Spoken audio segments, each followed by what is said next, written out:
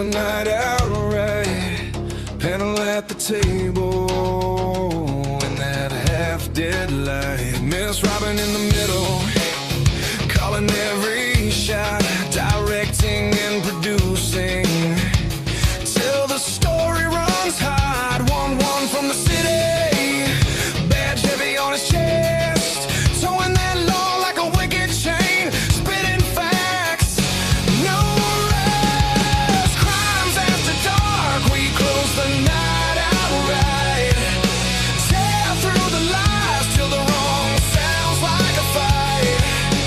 All of the answers buried so deep out of sight. We watch the threads unravel, we watch the threads ignite.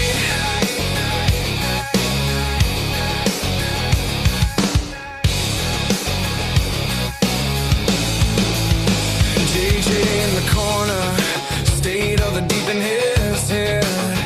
Which lies to toss and which ones to keep instead.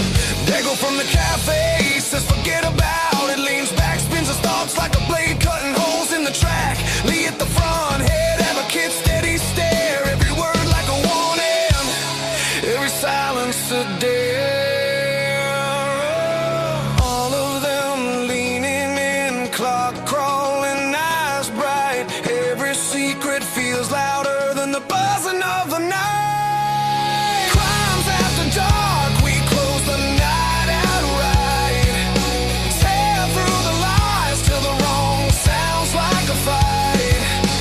All of the answers buried so deep out of sight. We watch the threads unravel, we watch the threads ignite.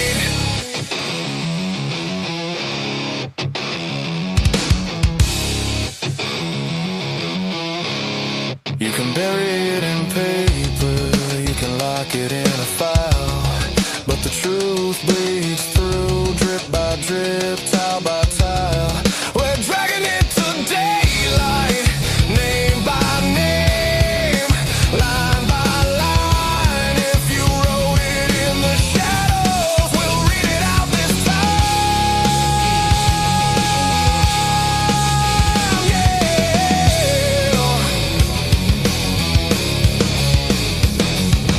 Crimes after dark, we close the night out right. Tear through the lies till the wrong sounds like a fight. All of the answers buried so deep out of sight. We watch the threads unravel, we watch the threads ignite.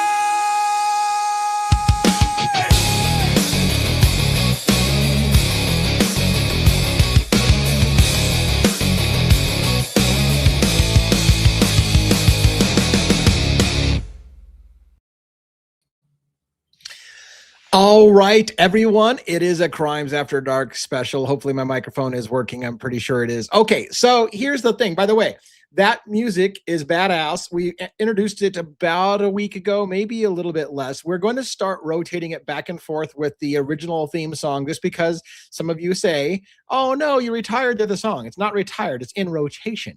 And in fact, we're going to probably add some more songs in rotation. I wanted to say another thing real quick before we get started with the panelists on stage.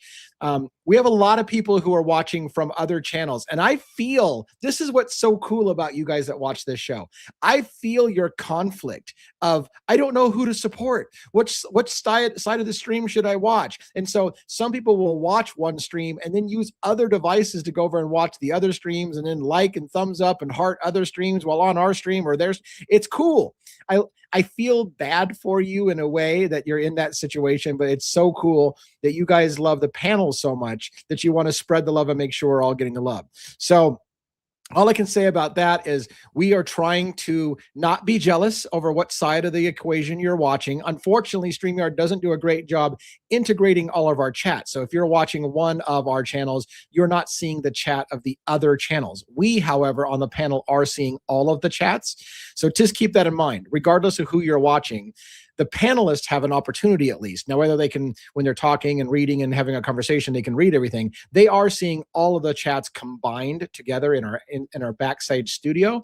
But unfortunately, each one of your independent groups are hanging out with your own independent group. I wish there was a way we could all get the chat together. So maybe StreamYard's working on it. I think they're working on it. I know it's a feature that they're asking for, and I don't even know logistically how they can do it. It's kind of more of a YouTube thing than a StreamYard thing, I think.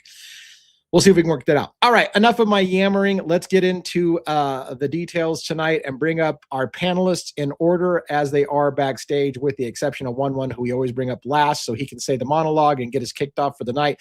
So, Dago, you're up first. How you doing this evening? Whoa.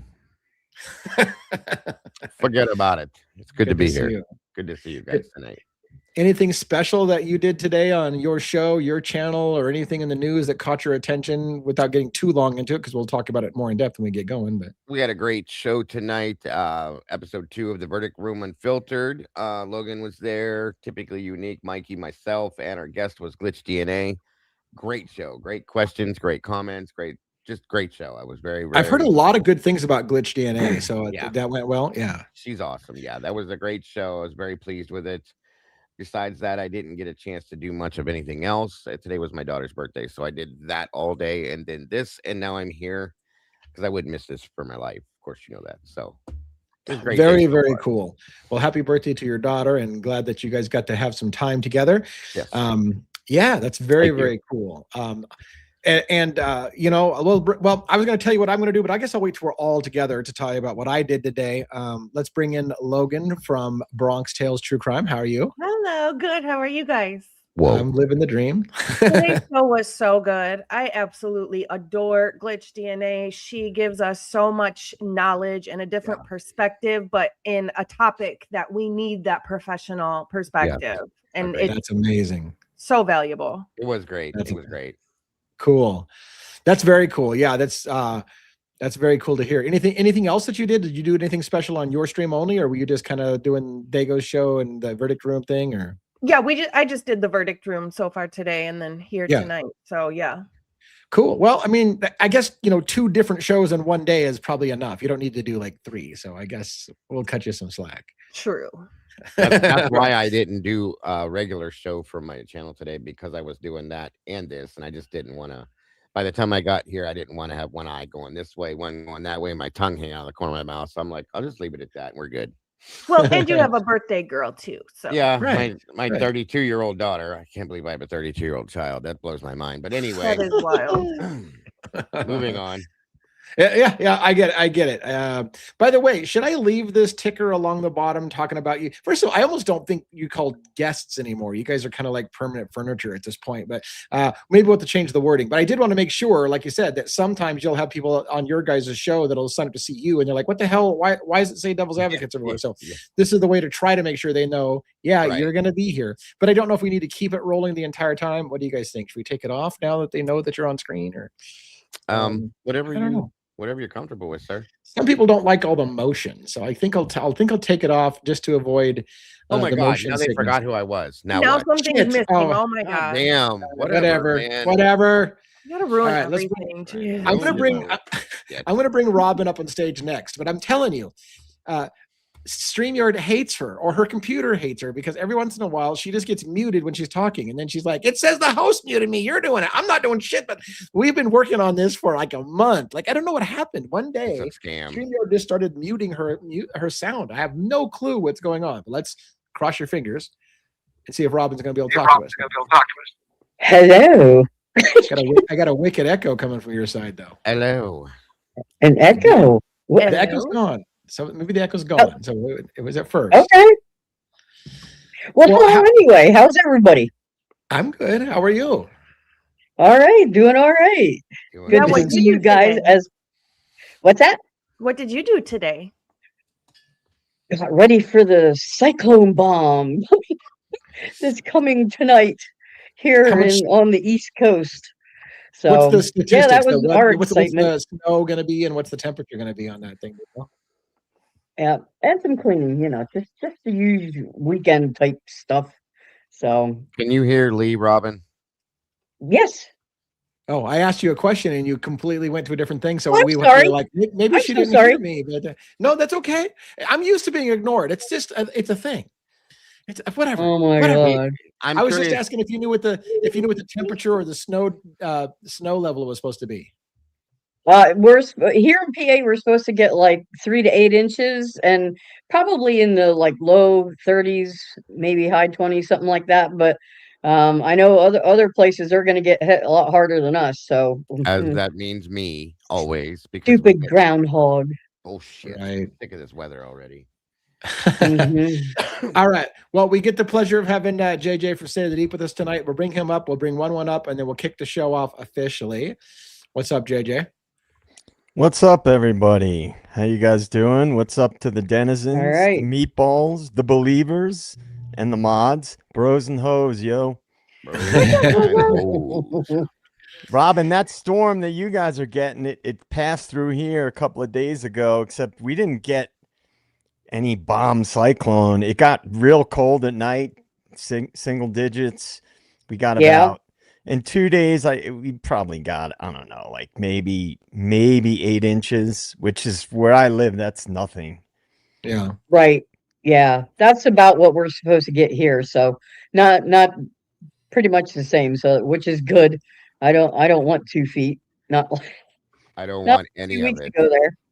Yeah, well, you got in most places, it sucks if you get 8 inches of snow, but where I live, they're plowing constantly because it's in the mountains and people, it's a Right. resort area, so they have to plow constantly. So it's never Yeah. really too bad unless you get really hit hard. Well, that's good. Yeah. Yeah. I'm ready for spring. It needs to be spring. I'm so Same. ready. I'm done with that crap. I'm stifling the 14-year-old boy. I'm hearing too many things that I could comment on, but I'm just going to leave this go. Let's bring one up for. Don't stifle it, man. Whoa. Say, It's bad for Never you. mind. Honest. I'm not going to string it together for you. Whoa. This is the children's part of the show. What's up? Oh, I gotta get stuff off. Evening. Yeah, what's howdy. How is everyone doing? Good, I'm good. getting ready. I'm getting ready to get crushed with snow, and I don't know. I don't live in New York City, but our last storm we got, I don't know. I think it's probably a union thing. I mean, garbage piled up everywhere. Usually, I mean, it shouldn't take that long to plow the streets, but it's going to be a nightmare. It's going to be. It's funny. It's going to be crazy. It's funny when you said I don't live in New York. I'm like, oh, here we go. Now we're gonna go. I knew he wasn't NYPD. He doesn't even live in New York. That guy's a fucking liar. Yeah. So anyway, So how's the weather in California today? 1-1. Hint, hint. Oh. Yeah. All right. So yeah. What do you got? But I had fun. We went shopping. Good. Where I am, as soon as they say it's, oh, we're gonna get a snowstorm, people think the end of the world is coming. So Yeah. it's Anywhere in funny. upstate New York, if they get snow, I'll see you in a couple of days, buddy. I'm just saying. It's the same way in Seattle. When Seattle hits, Yeah. I was living in Seattle, and when it snow in Seattle, they're done. They're just done. You know what? I think everywhere has gotten snow this year bad, except for where it usually falls, which is in Idaho. They didn't get any. Montana too. Molly lives in Idaho, and she's like, "Where the hell's my snow?" She's used to it. She didn't get any, so Yeah. it's weird. All right, one. Are you ready to kick us off for the night with the monologue? Sure. All right, let's do this. All right. Is it good to be alive in the den on a Saturday night? Oh yeah. Oh, Yo, Juliana, Oh, Jackson, love you guys. Of course, my beautiful wife. Some stories don't announce themselves. They don't crash into the news cycle. They don't demand attention. They wait. They sit quietly in places where the mountains block the signal, where the roads curve just enough to lose cell service, where night falls early and stays longer than it should. Letcher County is one of those places, a place where silence isn't absence, it's discipline. It's something you're taught before you're ever told. And tonight, we're talking about Ben Fields, not as a headline, not as a soundbite, but as a fracture running through a system that learned how to look away. Because this story doesn't begin with violence, it begins with power, with a badge, with authority, with the quiet understanding that some people are protected and some people are not. And when that balance breaks, when restraint disappears, when someone realizes there will be no immediate consequences, the damage doesn't come all at once. It comes in moments, in choices, in the seconds where no one intervenes, in the pauses where someone could have spoken and didn't. This isn't just about what happened, it's about what didn't happen, who didn't stop it, who didn't question it, who stayed silent because silence was safer than truth. In small places, authority echoes louder. There are fewer witnesses, fewer records, fewer people willing to say what they saw, because tomorrow they still have to live there. And systems know this. They rely on it. They rely on time passing, on attention shifting, on the public getting tired. They rely on you forgetting. That's the part they miscalculated. Because devil's advocates exist for the stories that were supposed to fade, for the cases that were meant to be smoothed over, for the moments where power crossed the line and expected no one to redraw it. We don't raise our voices here. We don't rush. We don't sensationalize. We sit in the discomfort. We ask why the warning signs were ignored, why accountability arrived late or not at all, why certain names were protected while others were quietly erased from the narrative. This is about what happens when authority forgets it's being watched, and what happens when a community is asked to pretend it didn't see. So lower the volume, let the silence stretch, because the truth doesn't need to shout. It just needs someone willing to say it loud when everyone else decided not to. This is Devil's Advocates, and this story isn't finished. And with that, live from New York, it's Saturday night. Very There you go. cool. There was a moment. What's the famous? It's falsely attributed all the time, but something you just said reminded me of the famous phrase, "All that is necessary for evil to triumph is for good men to do nothing." I think it gets famously misattributed to Mark Twain or something like that, but I don't think it was actually him that said it. I thought it was Ben Franklin. See, I think it's misattributed to several people, but I don't know. Was it Ben Yeah. Franklin? Yeah. I believe Whatever it the has, case. I think he's right, Ben Franklin. But it's it has that vibe to it, right? Which is that somebody needs to say something in some of these cases, Right. and somebody needs to bring attention to it. So that's what we try to do. And Well, it's true, DA, that statement though, if you think about it. yeah. Yeah. And it was, who was the one that was it on our channel? Somebody on our panel one time or something that said, it's not even about saying the right thing. It's about saying the right thing at the right time. Like, Yeah, like, it was Essie's crime is. Yeah. Like it's not just about saying the right thing. It's about saying that. So it's both of those things are important. Somebody needs to say something. Evil will triumph if people don't stand up and say, this is some fuckery or some bullshit. And when you say it when it actually matters and not after it's fucking too late. And you know, a lot of the stuff that we're seeing in the world the last several years, in my opinion, it's largely allowed by the fact that people are so divided. Because if people were, and now I'm not suggesting that everybody's got to, hug and, skip to the loo together in the world, because that's not reality. But the media wouldn't get away with the bullshit they get away with if people weren't so divided. Yeah. Good point. Yeah. And there's an argument, maybe a little bit outside the scope of this show, maybe more in the scope of the show that you're moving towards, but there's an argument that keeping people divided is actually a plan by upper ups, right? That they want people divided. Of course. Absolutely. Because you can, a house divided cannot absolutely. stand against itself, right? So yeah. Yeah. It's the oldest, it's literally thousands of years old. Divide and conquer. Art of war. Yep. keep you in two parties, keep you in this Yep. versus that, this versus that. You know, everything is divided into two sides that hate each other and go extreme, and then make everybody angry with each other and keep everybody fighting, and then you can misdirect. Well, think of how powerful we would be if everybody was together. Right. Yeah. They couldn't have that then.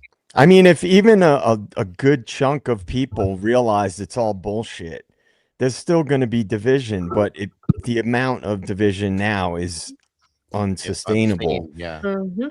And Yeah. if we could get people to realize they're being played, you know, a lot of the shit that's going, because they know, they follow social media, they follow everything, they know how divided the population is.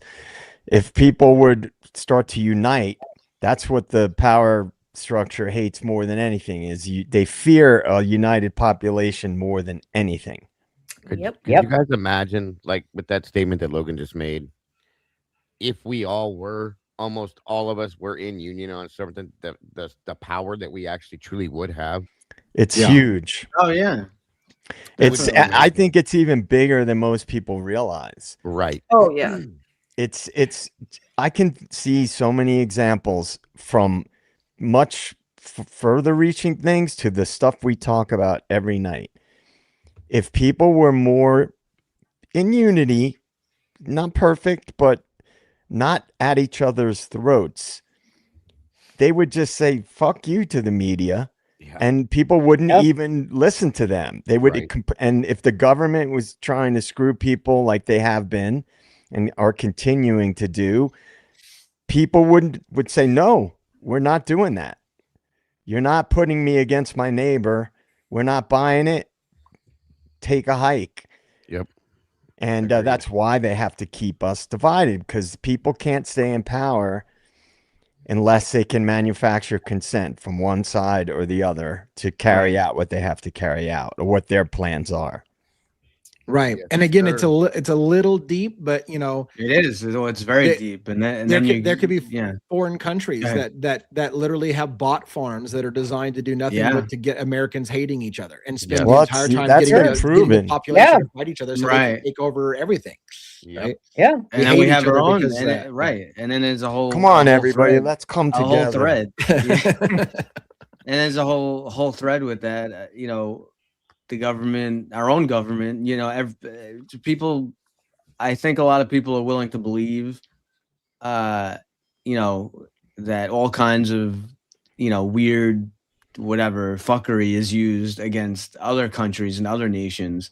But some people they're still starting to wake up a little bit, but people are still kind of blind. You know, they still don't want to believe that our own government could use something like MK Ultra or stuff like that against our own.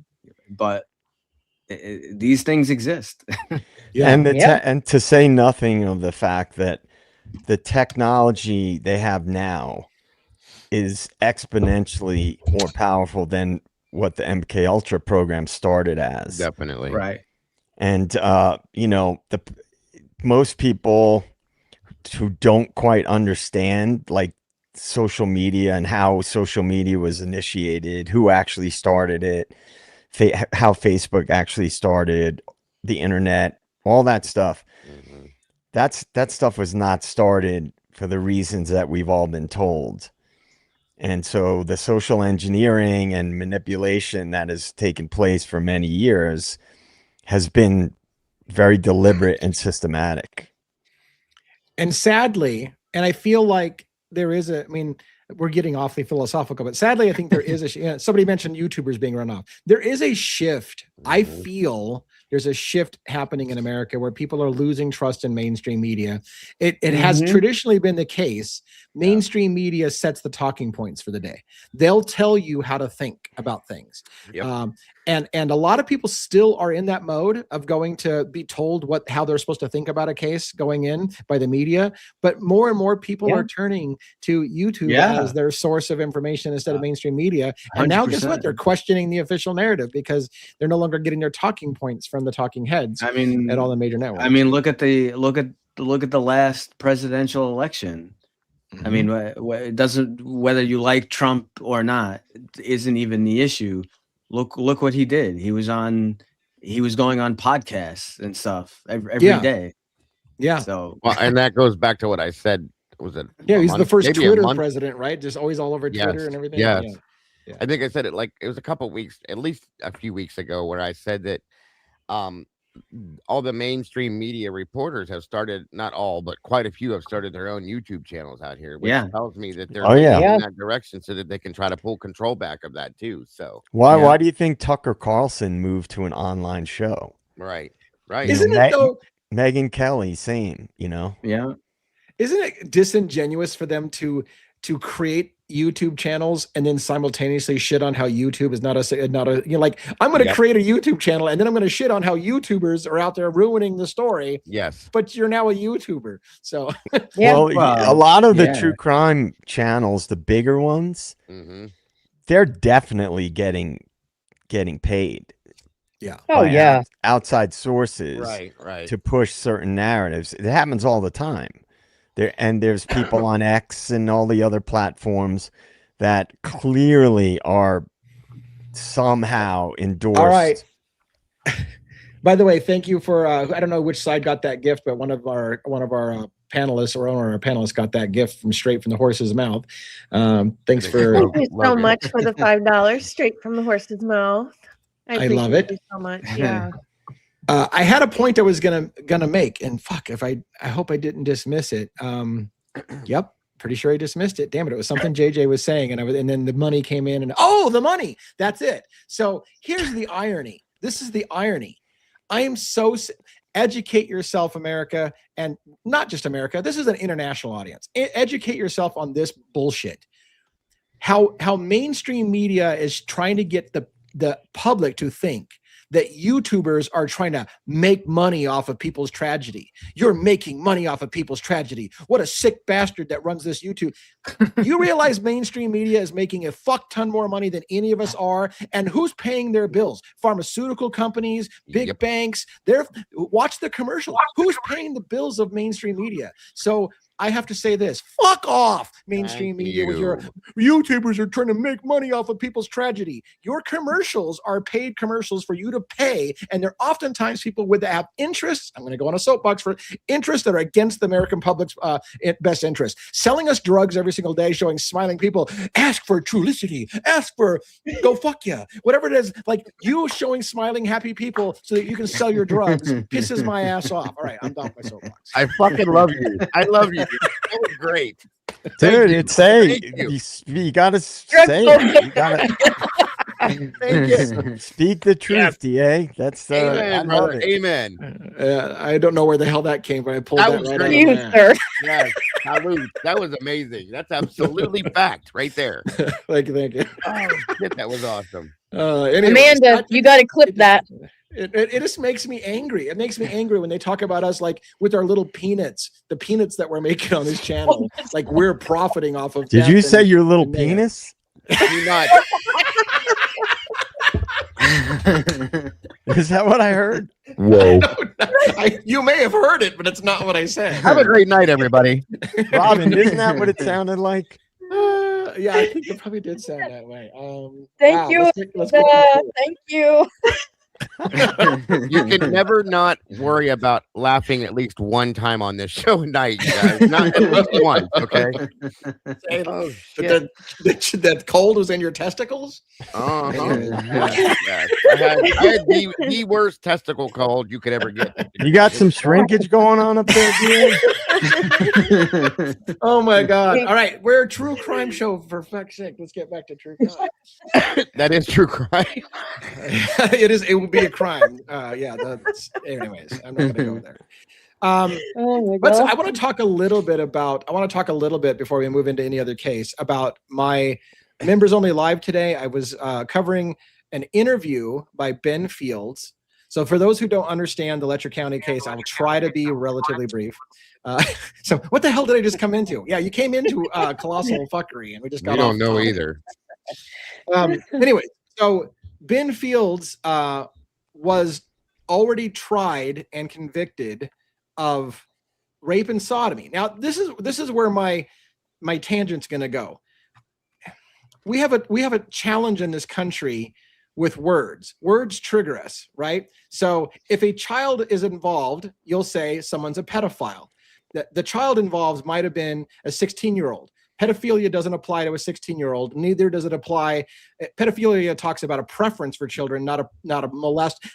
Our wording makes differences. And here's where it tricks into place with Letcher County. Ben Fields, they were asking him on this interview. I watched an interview with, it was 2 detectives for the Attorney General's office. And they were asking him whether or not his sexual encounters with Sabrina Atkins, who ultimately he was accused of and convicted of rape and sodomy, whether it was consensual or not, right? Was it consensual? And the detectives are saying, look, we all know the difference between consensual sex and forced sex or rape, right? So did you rape her or was it consensual? But here's the nuance that people don't seem to understand. The detective said, did you throw her around and force her or not? That's the difference. But that's not. In legal terms, it was rape and it was non-consensual because Ben Fields wore a badge and a uniform and had control over whether she went to prison or not and went back to jail and whether she stayed out free. That means it was no longer a consensual relationship. Just like also, so where I'm going with that is this. The detectives were saying, well, did you force her or not? Well, here's the thing. It was non-consensual by definition because you had a badge and you were over a position of authority over her. And whether you think she was flirting with you or not, and all the things you tried to say, this was a relationship and she liked me and look at the text messages, she's flirting with me. She's flirting with you because you can keep her ass out of jail. And because simultaneously you'll throw her ass back in jail if she doesn't accept your sexual advances. So yes, she may have made some sexual advances to you to keep out of jail. And that was the nuance that people don't seem to realize when they're saying, well, wait a minute, like, was it consensual or was it not? No, it was not consensual by definition of the law. But a lot of people don't understand those nuances, which is that he didn't. Go ahead, JJ. Do you want to pipe in? I just wanted to bring something up. It's relevant, and it's certainly relevant to true crime. I can say, this, DA, because we talked about it, but in college, I actually spoke at a professional conference on behalf of my university regarding internet predators. So I did a research project specific to that. And one of the things that needs clarification, because for some bizarre reason, the whole entire media and seemingly most of social media don't even know the definitions of what distinctions are. A pedophile is someone that's sexually attracted to prepubescent kids. Right. That is the psychological, psychiatric definition. A predator is somebody that preys on, say, minors, right? And it may be sexual assault. It may be, other of various, matrix of different things that fall within that. But if people want to get credibility, a lot of the people online are just throwing it out the window, because saying Jeffrey Epstein was a pedophile, a great right out example, of the gate, is completely, in most of the cases from what I've seen, is inaccurate. The literal psychiatric definition of a pedophile is someone sexually attracted to prepubescent children. Not only that, so I want to riff on that some more, because it's not only that. Epstein. So first of all, and we're not defending. I want to make sure nobody fucking thinks we're defending, right? But the other part of the Epstein thing, not only did the victims not meet the criteria of the age required for pedophilia, but again, pedophilia is a preference for kids. I would argue Jeffrey Epstein ran a business in which he was providing young teens to men in exchange for blackmail material and things like this. So it wasn't his preference necessarily, which is the requirement for a pedophile. But again, what happened, and the reason why it's important is because we need to educate the public about, let's use the right words and get the right terminology so you understand what really happened. Because just closing your mind and going, he's a fucking pedophile, he needs to die. No, he wasn't a pedophile. he was a predator and he used a system to entrap people. But first get your fucking language right and understand what really happened so you can get because otherwise you're just blindly accepting the mainstream media narrative. They told you how to think about Epstein, so you just repeat the narrative without thinking. And so and just for clarification, there may have been pedophilia involved within that network of what was going on. That's not at all what I'm saying. Right. What I'm saying is for people like online and all over online and the mainstream media are talking about things, and you're like I can't believe no psychologists, psychiatrists have spoken up publicly and said, you idiots are not even using the right terminology. And I'm not a PhD, but I had to work with PhDs when I was doing this project for my university. And I gave the presentation twice to representing my university. So I had to learn a lot about this stuff, including cases, including all the aggregation of all the different data.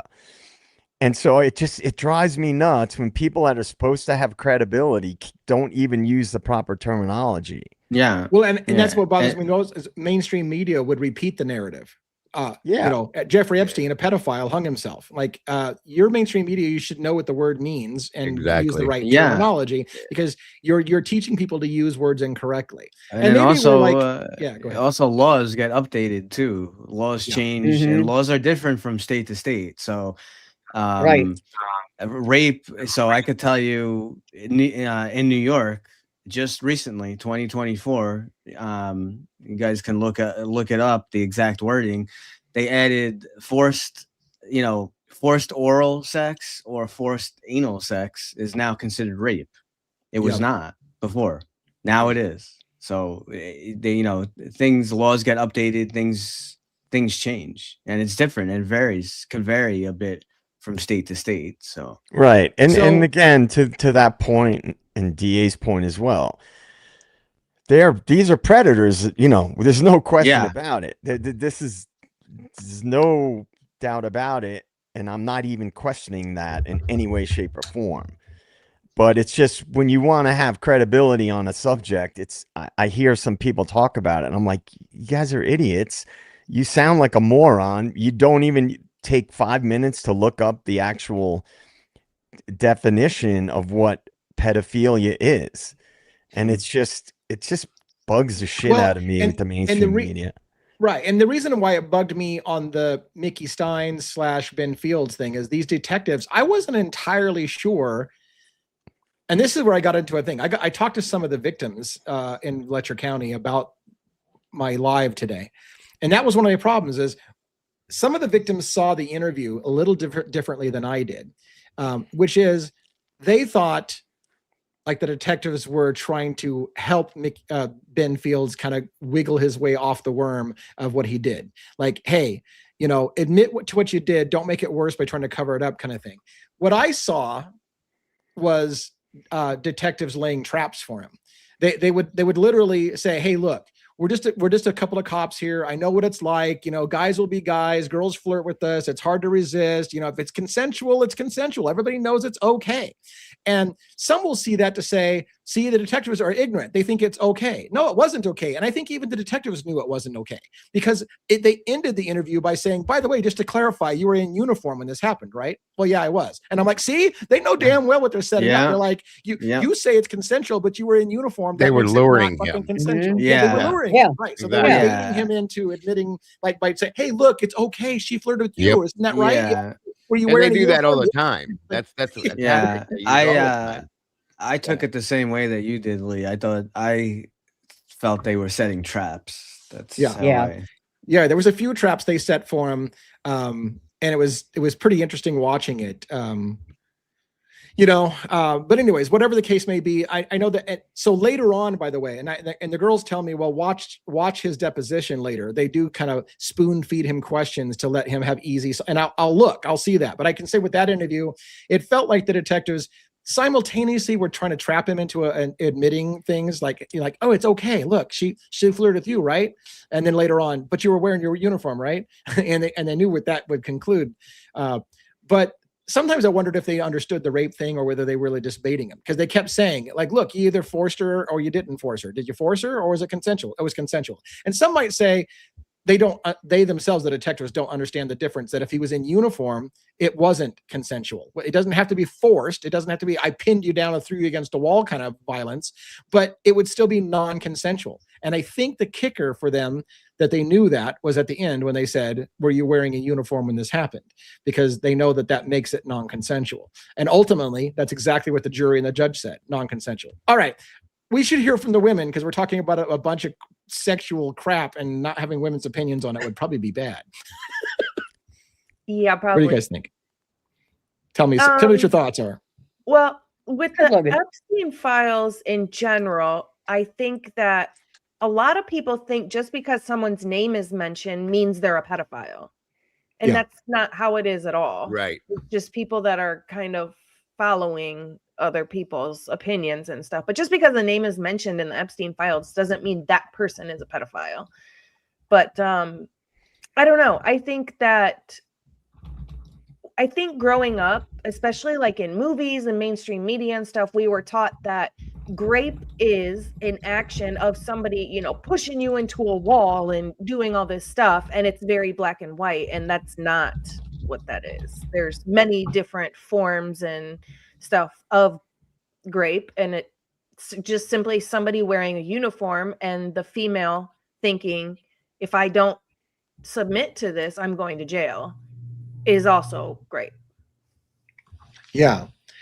And of course you can drop that G, damn it. You can. I can't. Oh, I certainly will.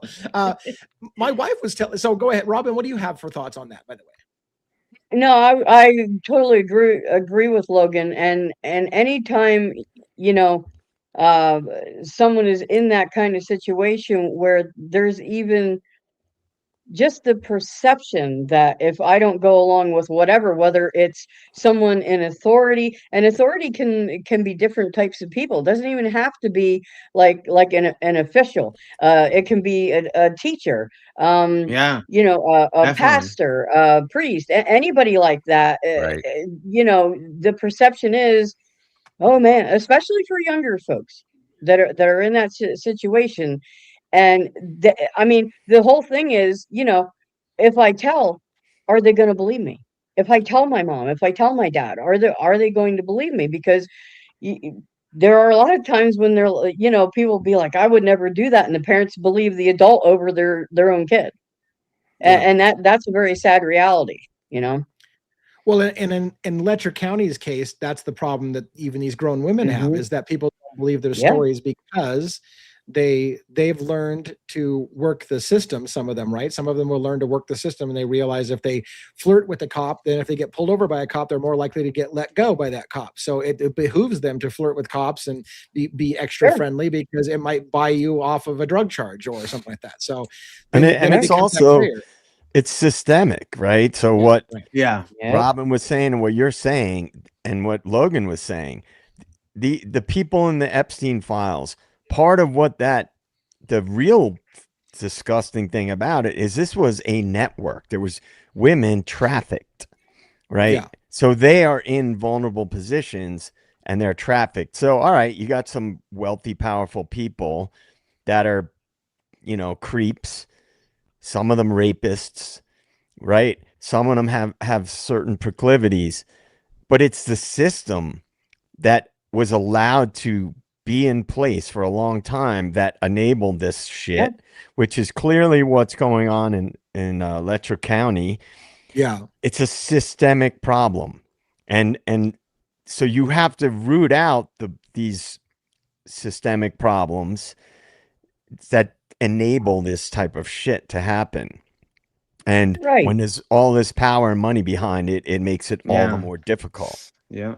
Right. And we know that it's worldwide, because look at that woman that John Ray was talking about when he was on a couple of weeks ago. From Sweden or whatever. Right. Right. And she was piping in women from Sweden to the United States for the Epstein operation. So it's not just here, it's everywhere. And it's scary stuff.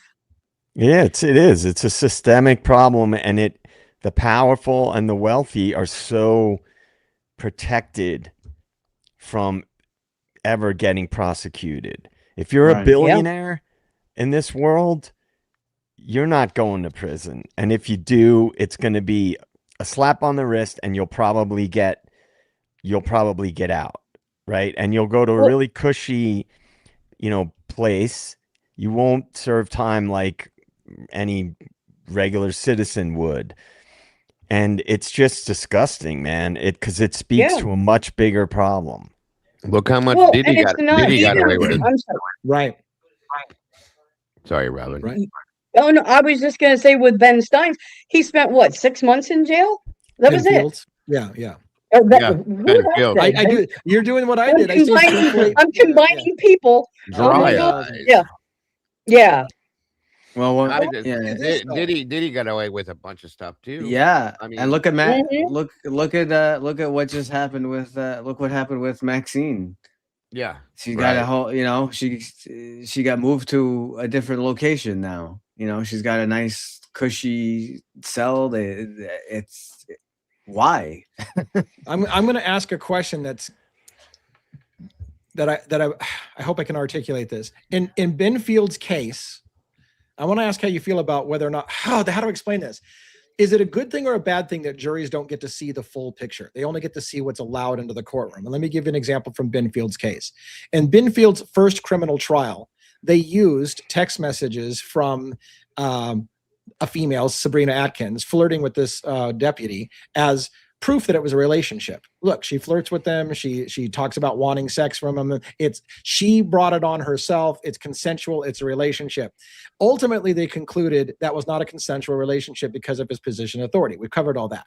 But now comes the civil trial, and they're weeks away from the civil trial. And they have again tried to bring in the history between the two of them in text messages as, look, she was flirting with me. It was consensual.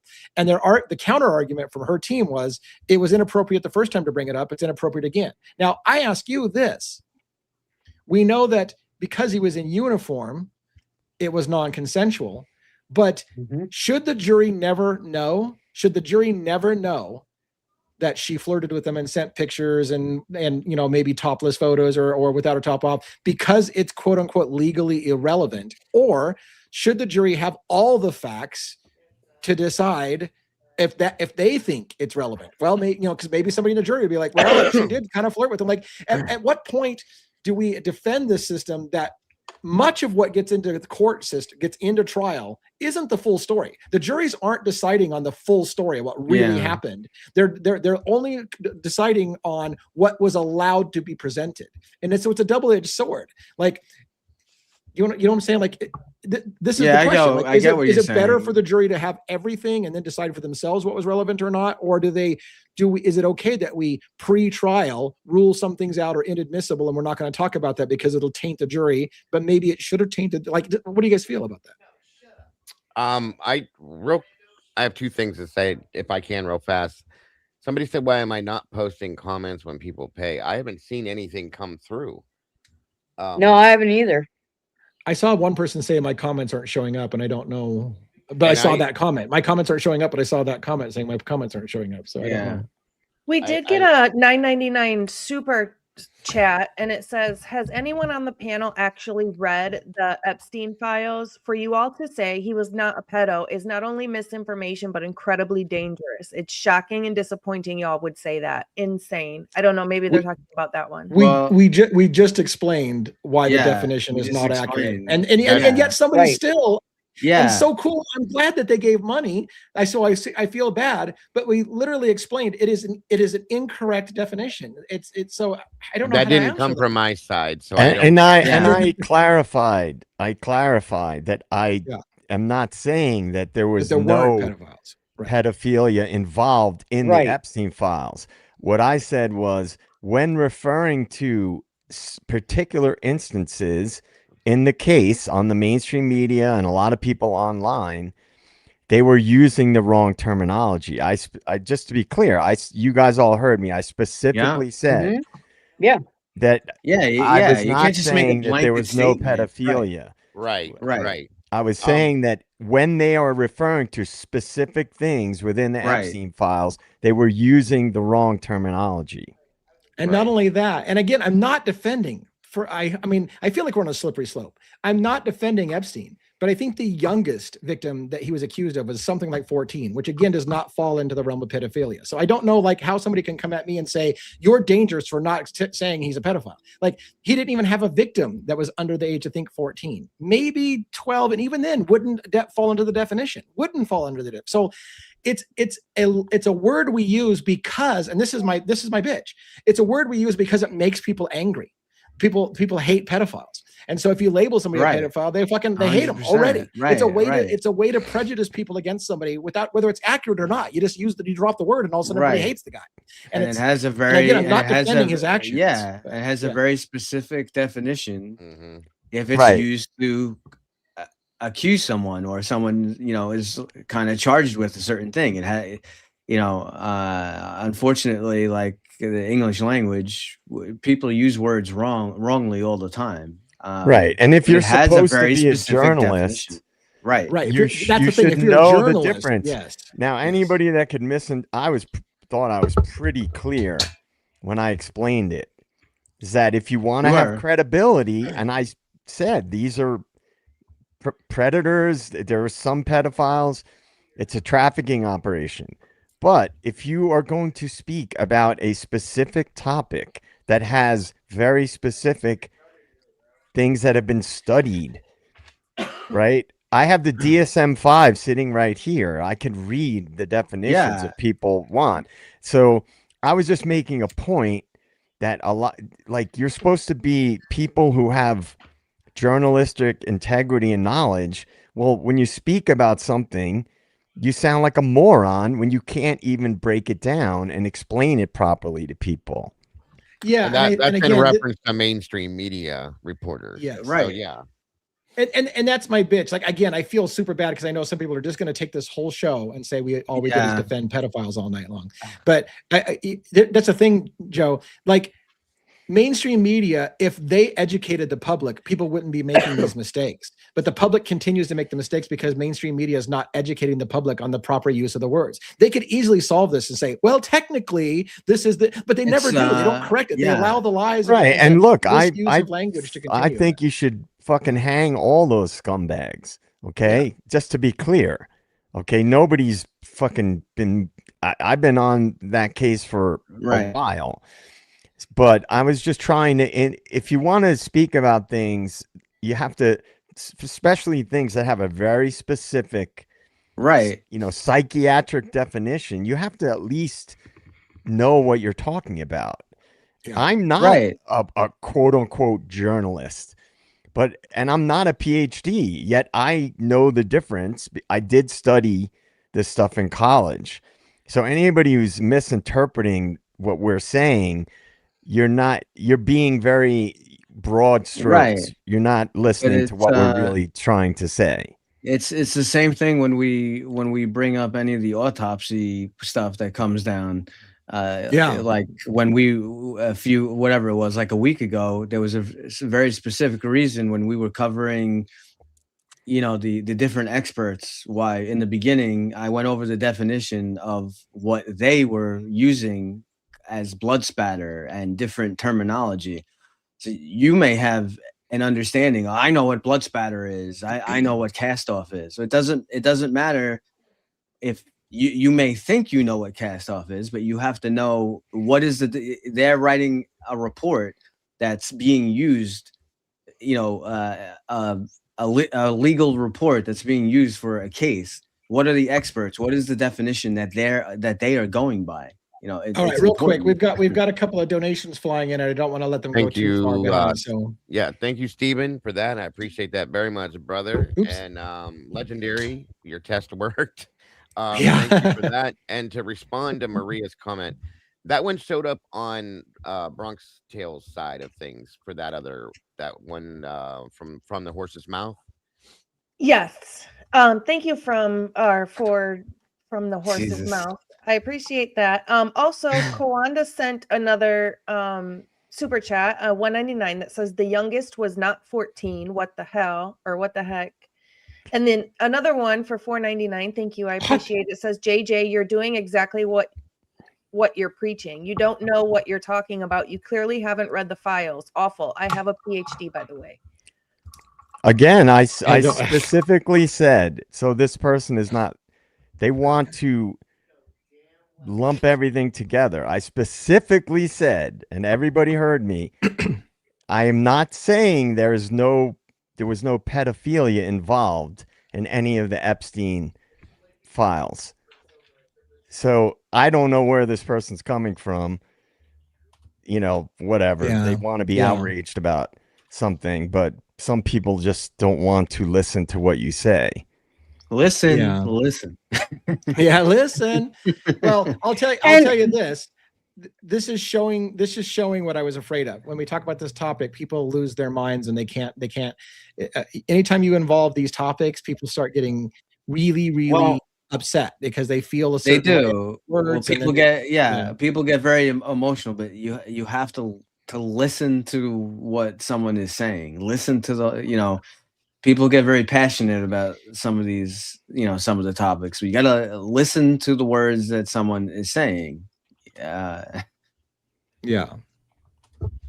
So I respectfully disagree that Yeah, I don't and think I was doing that. I think I was pretty clear, and that's all I have to say about that. Robin, Yeah. you were trying to say something. What do you want to say? Oh, I was just going to say, knowing these definitions is very important when you're discussing cases because of the courts. You have to Right. use the correct terminology in a court of law. Yeah. So, everyone who's working on a case or in the media, they should definitely be using the correct terminology. That's all. Otherwise, I mean, you're talking about people's lives, whether it's the victim's lives, whether it's the person who's on trial, their life, because they do deserve a defense. And so it's important to know these things. And if you're following cases, you should know the correct terminology so that you are clear about what is actually happening in the case. And So, I think so it is important to know the correct definitions. Yeah, and I Yeah. think a perfect example of a situation like that where it's misrepresented is all I'm saying is like in the sentencing hearing for Brian Koberger when Olivia Stevenson stood up and she called him a pedophile. There was nothing Yeah. in relation Yeah. to The girls were in their 20s. Yeah, there you was can't nothing in even relation to remotely. that. And I think all that, and I'm not trying to again, I just want to say how I took this. All that he was referring to the news media misrepresenting things to the world when they come out and broadcast to us. And that statement was just that one specific terminology being abused per se, not put out in a proper form, and people misunderstand it in some senses. There was nothing about what he said where he was defending it, nothing about what he said where he was saying that it makes it any less horrible. He said, I think they should hang them all. So that's if it was misheard, it happens. I understand that, but that's exactly what I took him saying. So yeah, and it was just about the media being such garbage that they misrepresent things to people to create a narrative, to run propaganda, to be able to, in some senses, not all, in it, because in some senses it needs to be done, but in some senses it convicts people in the court of public opinion without there needing to be that happening. So that's why it's so important in the Epstein thing in particular. And the reason being is that I feel mainstream media had a vested interest to protect high-level politicians that were wrapped up in the Epstein files. And by shutting people's brains down, by calling him a pedophile, it shut people's brains down. They stopped fucking listening. Fuck that guy. He's a pedophile. I don't care if he was. People just shut their brain off. And that's exactly what media did. They wanted you to shut their brain off. That's so they what use they a do. word they know it's highly charged, and you will be, if you even try to correct it, you're defending a monster. No, we're defending fucking vocabulary. Understand words. And also, if someone's a PhD, then they should listen to what people say specifically. I would think you would understand it better. Yes. Yeah, I you guys heard me. I specifically made a point to say that. So for them to go off like that, it seems like they're just looking, for a reason to be outraged. I kind of a little bit agree. And I don't mean to be like, So if I didn't finish my degree, but I went into psychology as my chosen field, and I went through all master's level psychology things. So psychology was my thing. I learned the definition of what that word meant, and it's not what people are using it for. So when somebody with a PhD tells me I don't know that they were saying this, but they're saying I don't understand the definition of that word. I do understand the definition of that word. That's like I aced all my classes in psychology. I understand, anyways, the point being is that the statement was directed at media and media alone, and that's all it was. There was no defense of any kind of pedophilia or anything within that statement. So no, my wife has 2 degrees in that's 2 being that psychology, so I know all about that stuff too. You mentioned Olivia, again, not attacking the victims, and we all feel horrible, but isn't it like the statements that they give, don't they have to get like approval for their statements? Doesn't someone have to review it? I'm shocked that they allowed her to even. Can I speak on that real quick? Is that accurate? Like, don't they have to be reviewed? They're supposed to do that, which is why I believe that Steve Gonsalves Jr. saved his for outside of the courtroom. If you think about what he spoke on, I think that they allowed a little more slack to that family because they knew that they did not receive what they wanted, that they didn't get what they deserved. And that's why they kind of readjusted the courtroom. They allowed applause within the courtroom and certain things like that because they gave them a little bit more slack because of the situation, in my opinion, 1-1. So either way, it's still wrong. It shouldn't have happened. Well, in addition to that, I feel how the victims feel about it and what they want to label it, that they don't need to correct her incorrect use of the term. Like they're allowing her the space to vent her frustration, and so I think they allowed a little grace. So it wasn't one of those things like they fact check her to be like, well, technically you didn't use that word correctly. Like that's not their job. If she feels that he's that and she wants to call him every name in the book and talk about how you're going to get the big D in prison and good for you and all that stuff. If you want to do that shit, then they allow them the grace to do that and say, you know what, vent. Here's your moment. Say whatever you want to fucking say to him and get off the stage. And that's basically how I saw that go down because we all knew, okay, that's not what Brian Koberger did within that case. Right. And it was put out there to make a statement in my opinion, to pull a reaction from Brian. They were hoping that he would react to the things they were saying, which he didn't do. They didn't get, and I think they were angry because of that. They wanted to present their anger for their loss. They wanted him to feel some kind of pain sitting there at that table for their loss. None of that happened. So in turn, that's what we ended up with. Yeah. DA, I'll be right back in a sec. And even I, sure, no problem. Even I, like a lot of people really got mad at the way the families kind of did their victim impact statements and how it was inappropriate with that. Even I was kind of like, I'll give them that, right? I mean, something horrible happened. If they want to say he's a monster and whatever they believe, then give them that moment. They deserve to be angry. There's our moment, right? They deserve to have some, even if it's not correct or whatever, because it's the only chance they get. Fucking, you can humor them for 10 minutes and let them do their little speech, And so I kind of cut it a little slack, but real quick to speak to the statement that was made by Straight from the Horse's Mouth. It was directed at me. It came from another chat, but it was directed at me. I did see that Jack D was the first suspect in the case. Yeah, I saw that question. I don't think that, or he was the first person of interest, I should say, and or suspect. I don't honestly see that he had anything to do with it. I've looked, believe me, just to refer back to your statement. I'm curious about why they went. I mean, I know why they looked at him first, because he's the spouse, the boyfriend, whatever, ex-boyfriend. That's automatic. But I do have questions about him. I just don't think that he personally hands-on went into that house and did anything. That's just my opinion. Yeah, I agree with that. I never really looked at him that way. In the beginning, you think the first person you think of is, a breakup, significant other that's angry now because you broke up, and she's out at the bar now. She shows up in a brand new decent car, and maybe. But when I then saw him on body camera and things like that, I was like, nah. It doesn't line up or fit for me. You know what I mean? It doesn't. Now, I was curious. Don't get me wrong. When I realized they put out there that they hadn't fingerprinted him until what was that, May of this past year? Yeah. I Yeah. did question that. I was like, what the hell's going on with that? Right. And that there was blood found within his apartment that, according to the documents, that didn't match up to anything of importance. But I still wonder on those things. But again, when I look at him and I look at the situation, I just don't put him in that situation that way. And I guess where I'm at with that, and I've said this before too, is that regardless of how, like, it seems like most of America or the world, let's even say this is an international case, doesn't feel like Jack D's the guy. So most of the world feels that way. Right. However, I've said, and I say it again, he should have been the number one suspect. Because you always look, if they thought Kaylee was the target, and I think they did, then you would look at the jealous ex-boyfriend, ex-spouse, jilted lover, whatever, as the very first person. So if he wasn't suspect number one, there's a problem in that case. Now, if you want to rule him out and say, hey, look, he passed the sniff test, we ran it everywhere. But again, then you start like, well, then why didn't you test the blood in the house? Why did it take you months to do his fingerprints? If he really was treated as suspect number one, why did it take you so long to get around to that? Thank you.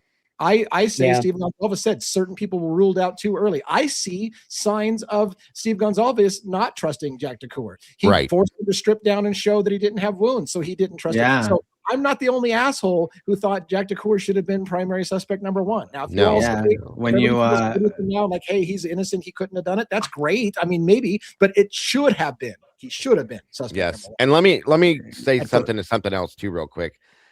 Guys, YouTube has had some issues over the past week that we have no control over. Okay, they've been very, very weird. They're removing a lot of people's comments that we're not doing. Our moderators are very laid back. They don't remove a comment unless it's real, like, severe. Okay, so I'm telling you right now that they're not removing comments. It's YouTube doing that for whatever reason, and they've had some glitches going on throughout the week.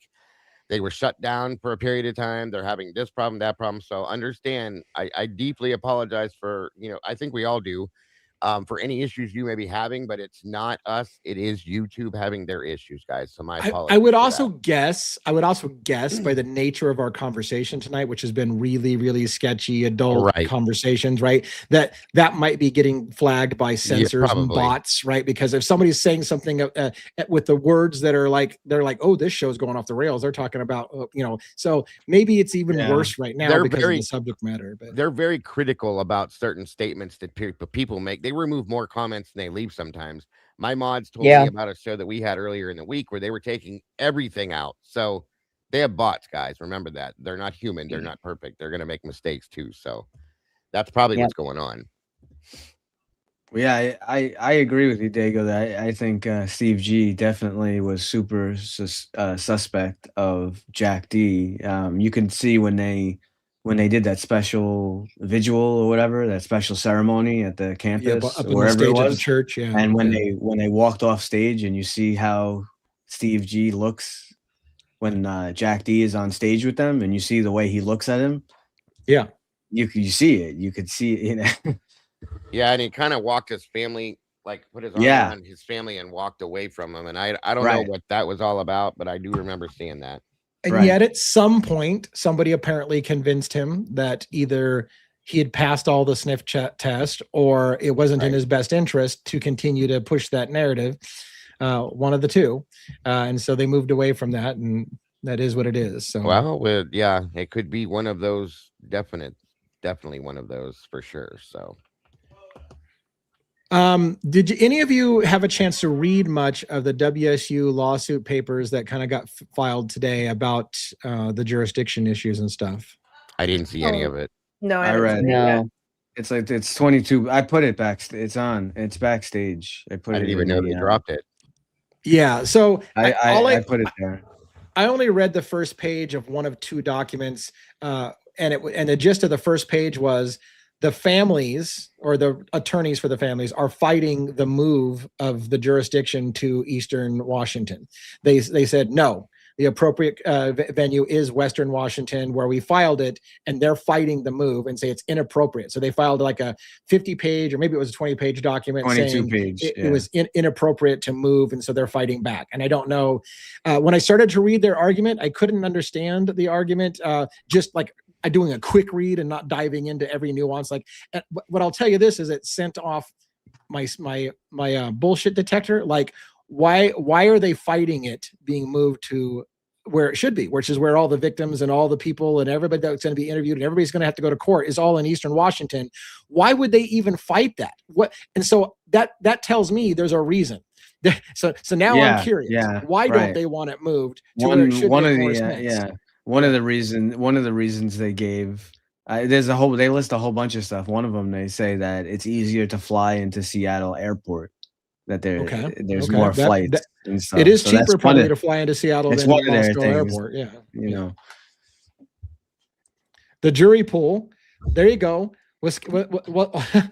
Wasikowski might have a point. Like, the jury will be different. The jury pool will be different in Eastern Washington. I mean, Washington State, like Oregon, is very polarized. The west side of the state is very Democratic, big city. That's where Seattle's at, and the cities tend to be more Democratic.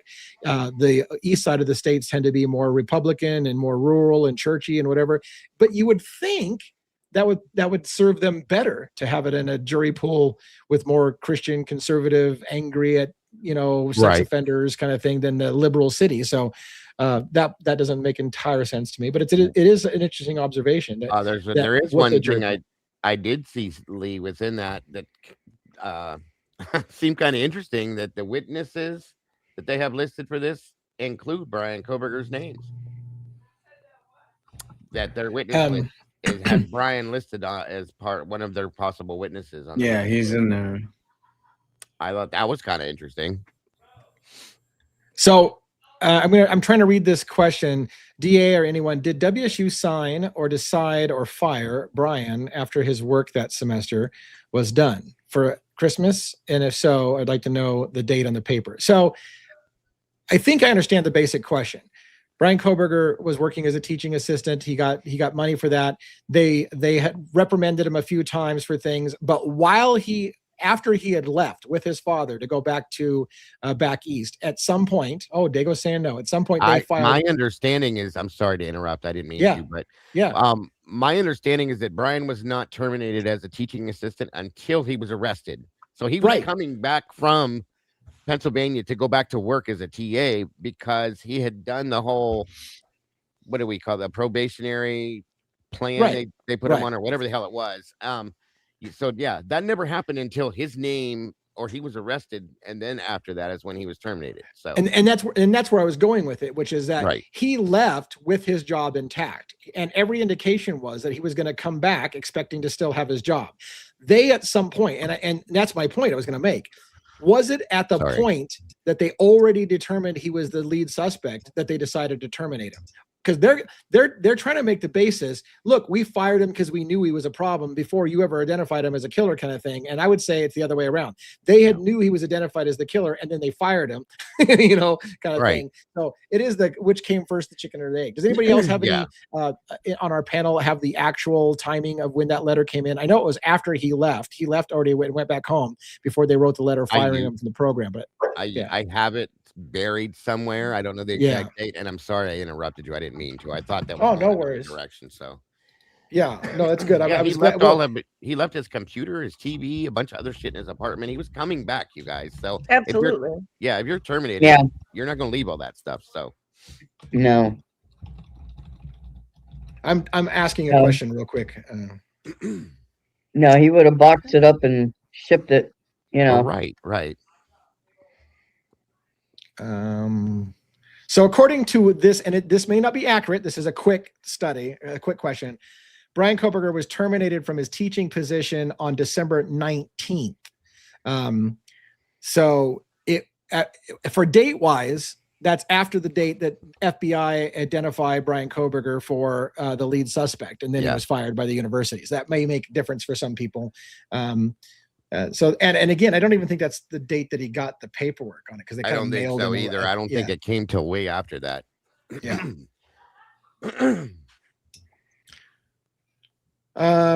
Good question. And that was part of and to me, that's part of the whole cover your ass thing. Like, if you know he's going to be the lead suspect in a quadruple homicide, fire him real quick and say, hey, we knew, right. There was a problem with that guy. We don't want to have anything to do with it. Yeah, that's a very weird. A lot of narrative shaping happened after after they knew who he was, then all of a sudden it was like, oh yeah, you know what? He had a lot of problem with students. And oh yeah, you know what? He was kind of a stalker. And oh yeah, you know what? We had to reprimand him. And oh yeah, like all that came out after he was identified as the lead suspect, which makes you wonder, is it provable in court that it was going on before he was identified? That's one of the main issues I have when I started reading the initial lawsuit, when they started dropping all this stuff and all these complaints, quote unquote, that were in the other documents that came out about him. I immediately got pissed off because I read that and see that as I wanted to see exact dates that things were filed with WSU, when the investigation, if there was one, started, all of that stuff, because I do not believe that 90% of that stuff came to fruition or came to the table until after that man was arrested for the crime that, you know, he was accused of, because I just don't believe it happened. I think people saw this happen and said, I told you, Yep. and they started spitting all this shit out. Right. So yeah, there was like reshaping of the narrative afterwards. Right. And that's Ange K asked what date was he pulled over in Indiana. I believe that was December 15th. It was the same day that Brent Kopacka was shot and killed in Pullman. That was because the father said when they were pulled over, hey, we just heard about this shooting on campus where my son goes to school. So that was the day that happened, right. December 15th, I believe. What I find strange is out in Pennsylvania, during Kohberger's entire life, there was never one statement of him being strange to women or any of the things that are going on in Washington or that went on in Washington while he was a TA. There's not one statement or report or anything, like a complaint, anything. But then suddenly he moves out to Washington and we don't hear anything about it until after they say he committed this crime. Right. And that's my point. Like, so two big stories came out. One, a woman who claimed, oh, you know what? I think Kohberger came into the strip club in Pennsylvania where I was at and talked about how he wanted to kill women. And all that happened after Brian Kohberger was identified. Oh, you know what? I think I saw that guy and I think I gave him a lap dance. I made a big joke out about that on a stream one time. And then there was another woman that kind of said, hey, he was creepy. He would come into my place in Pennsylvania kind of thing. And then later on, after he was identified, they started looking to Brian Kohberger's, possibly was he involved with a missing woman in Pennsylvania? But they tried to spin that in the media as if all those things were things that happened before Kohberger was identified. They were events that were, it was a retroactive thing. Oh, now that I've seen you got this creepy guy arrested for these murders, I had an interaction with him before those murders, and let me tell you about that. And then the media ran with that, like before he was identified as the killer. No, the story didn't come out until after he was identified as the killer. And then people were talking about, oh yeah, I remember weeks before that he did this, this, and this. And then mainstream loved jumping all over the weeks before this. He was seen at this bar, blah, blah, blah, blah. Like, but the story didn't come out until after he was identified. And it makes a difference. So they want to depose 9 additional witnesses that all have to do from Pennsylvania.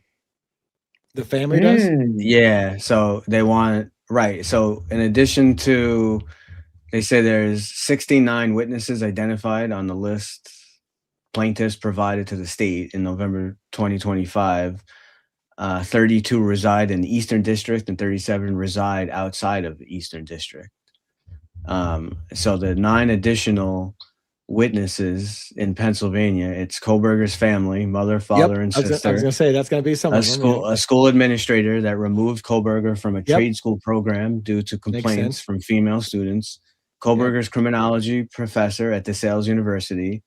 At least 2 female employees of a local business that raised concerns about Kohberger's behavior, and 2 forensic examiners that examined Kohberger's devices after the murders. That would be the what's their name? The Rembrandts or Birnbrand, whatever their name. Those are that's the husband and wife, I believe. The Celebrate. The Celebrate guy, yeah. I'm pretty sure they're talking about them for the forensics. Yeah. So I mean, and again, like with Kathleen Ramsland, I get why they're doing that, and I get why they're doing their family, because they're going to testify the whole, he had a drug history, and the family knew he stole his sister's phone and all that. They're going to use all that against him. The 2 women who worked at a restaurant is that story that I believe came out after Kohberger was identified, where they said, oh yeah, I had this creepy guy. I saw him on TV. He's this creepy guy that did. So again, the challenge for them will be able to prove that those girls had a problem with him and reported it before he was identified as the lead suspect, or did they come up with this story after he was identified and now they're going to be like, let's bring these people in to say that they knew this creepy guy beforehand, but was it reported beforehand or was it reported after somebody said he's the creepy guy and they're like, oh yeah, I can come out as another witness to say I saw that creepy guy do something creepy in my place. Well, the fact that it's a civil case and that he pled guilty to the crime, I think even with an absence of evidence, because of the lower standard for the civil case,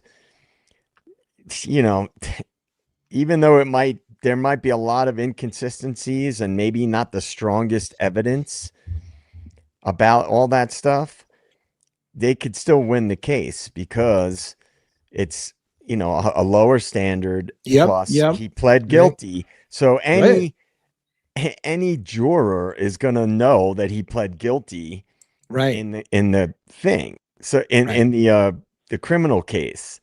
Yeah. So, or pled, he didn't confess, so to speak. Right.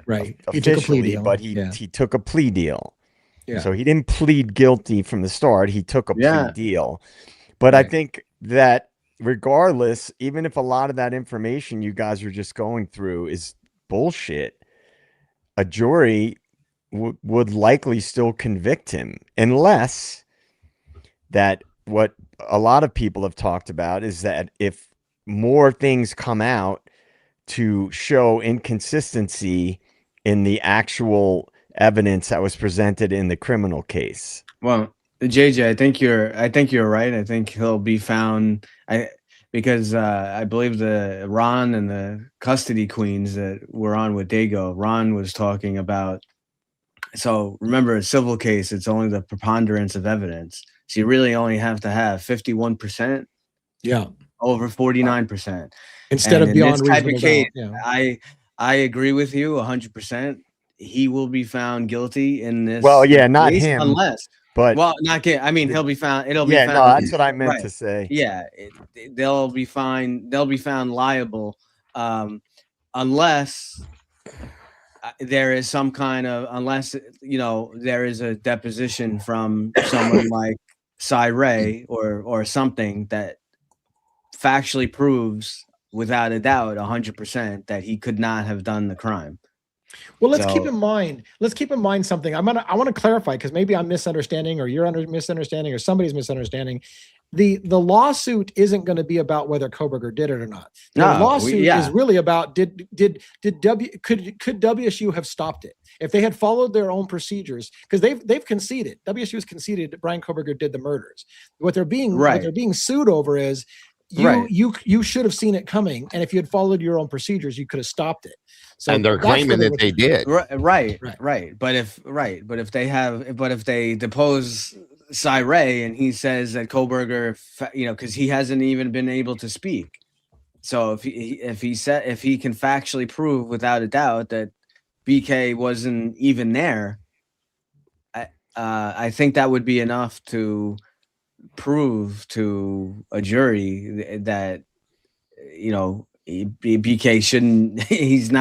He's not guilty. He shouldn't be guilty. If there's something that's 100% that proves that we already know from Bill Thompson, right? He said, well, we can't place him at the house.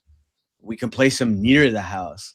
But if there's some kind of evidence, something else that factually proves without a doubt that he was not there, right?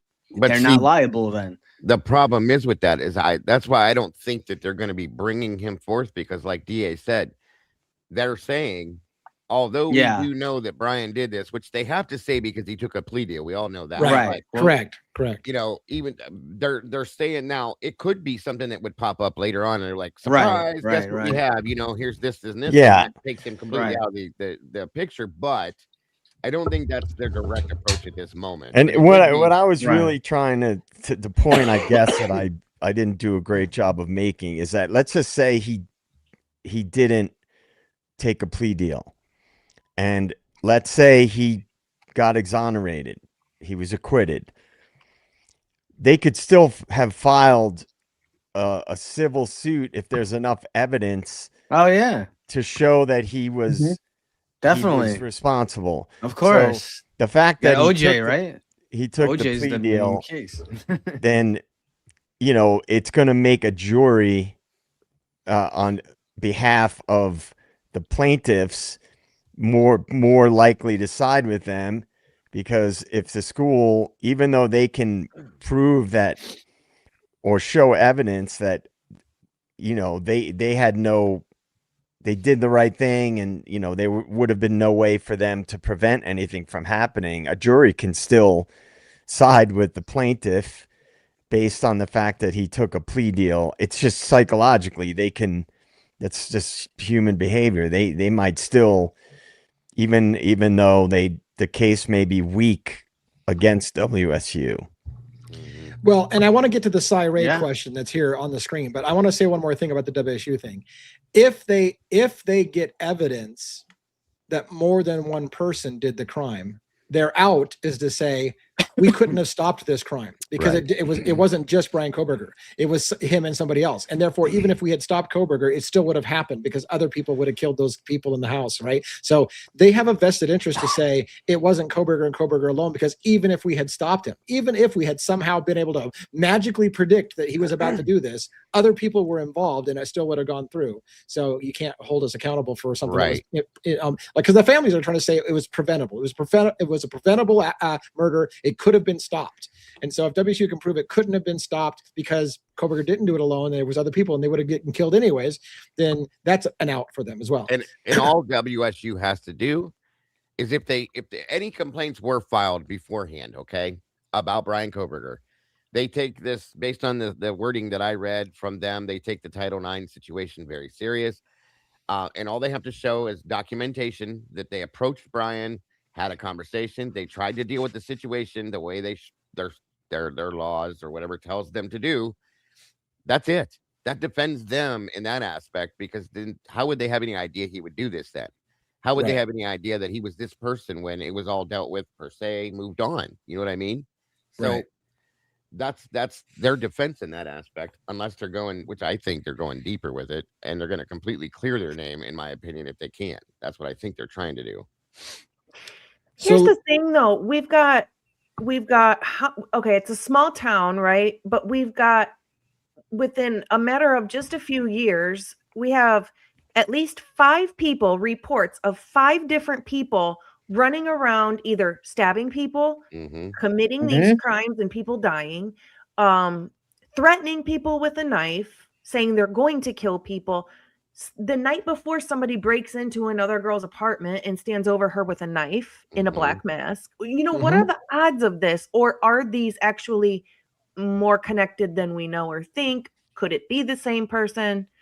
That's a small town. I mean, in 2019, I think it was 2019, somebody broke into a husband and wife's home as they were sleeping at 4 a.m, stabbed them both. The wife Yep. ended up living. Yes. in Oregon, right? Yep. Yeah, but Yeah. not super far away, but yeah. Yeah. I mean, well, and that's my point, Logan. I mean, that we've made this point before. That's, in my opinion, all of those things you just listed, among a dozen other things, Yes. is reasonable doubt for days. If a jury had heard any of those about a guy that broke in and was in a ski mask standing, because that did happen. Yes, That's it on the did. record. Somebody else Yeah. broke into a co-ed's room and stood over her while she was sleeping and she had to kick him and he got, ran off. That's on the record, and it wasn't Koberger. So that's reasonable doubt for days for people. How do you know it wasn't that guy that just did that thing? So here's the funny thing. They robbed everyone of a trial by the Bingo. plea deal thing. And so therefore that would have been, if that had gone to trial, there would have been reasonable doubt for ages on a plethora of things, but they robbed everybody with the plea deal. And now it's like, well, fuck it. You don't get to hear all the alternate theories. And No. bingo. That's exactly with. I'm glad Logan said that too, because that's the point. Like if you're a jury, sitting on a jury, and you hear that what she said happened, and I can't think of the guy's name. Tomboy just brought the other one up, the stabbing of the elderly woman in Washagool. There's multiple. Oh, that's right. That one too. Right. Yeah. Multiple situations that happen. If a jury hears that and then you hear about this guy that has nothing, Who Right. are they going to think of? What do you? I mean, come on. They knew that in the prosecution. Which is why I believe that this plea deal was planned from the beginning. I'm just saying. They knew they didn't have a case as compared to all this other bullshit that was bouncing around this area. So let me answer for because somebody asked about Cy Ray, because we get this a lot. Because when we start talking about what Cy Ray may know or whatever and how he can break this case, why can't we reach out to Cy Ray? Because he's fucking under gag order still. and because Hitler called him a conspiracy theorist, even though the guy literally wrote the book on timing advance records, taught people, wrote the software for it. He is not just, as I say all the time, he was not just an expert. He's the expert in timing advance records. And so that's why we can't reach out to Cy Ray. He is literally gagged and cannot speak officially to anyone. He's scheduled to be the first place he's going is with Lana over at Truth and Transparency. As soon as he can, he's doing an interview with her and can't wait to get out there to speak on this, but he can't do it until he can actually do it. That's the problem. So, and I will tell you one interesting rumor. Let me 100% say this again. It's a rumor. It got brought up on our show when Twizzle Sticks, right? He came up on our show, and I know he's had interactions with Cy Ray. I've seen Cy Ray on YouTube say, "Twiz, don't get me in trouble again for our conversations." Right. We had conversations. Twiz is correct. He has spoken to Cy Ray about this case. Now, here's the rumor part that I can't prove. Twiz says he spoke to Cy Ray, and Cy Ray says, "I guarantee you, Koberger wasn't even there that night. He was not in Moscow that night," and essentially can prove it. But they won't let him fucking talk. They won't let him talk. To back that up, Twiz told me that, because Twiz is the one that helped me build my computer, you guys. He told me that years ago and said that, like, here's the thing. I'm trying to say, like, for somebody to make something like that up, knowing that the person that he's saying told him that can come out right and say, "I never told him that." That'd be kind of dumb. So that's all the point I'm trying to make. Like, I can't imagine he would make something like that up if it didn't happen. So, yeah. But take it with a grain of salt, because technically he's not allowed to talk about that publicly and admit that he said that or didn't say that, because he's not allowed to talk about it. So, but that's what a lot of people are waiting for is, will they ever take the leash off of Cy Ray and allow him to talk? And if he does talk, will he overturn the case merely by proof? Again, let me reiterate something else I say all the time. People focus on Brian Koberger took a plea deal and he waived his rights to appeal. Mm-hmm. But what people don't understand, a lot of people don't understand, is a plea deal is null and void if you could not have done the things you pled guilty to. So I don't give a fuck if Brian Koberger said he did it and he did it alone. If it's proven he could not have done it because he was somewhere else and it can be proven he was somewhere else, the plea deal is off. It's done. So it doesn't matter if you waive your rights to appeal. If you could not have done the things you pled guilty to, it's off. And think about what Lee just said.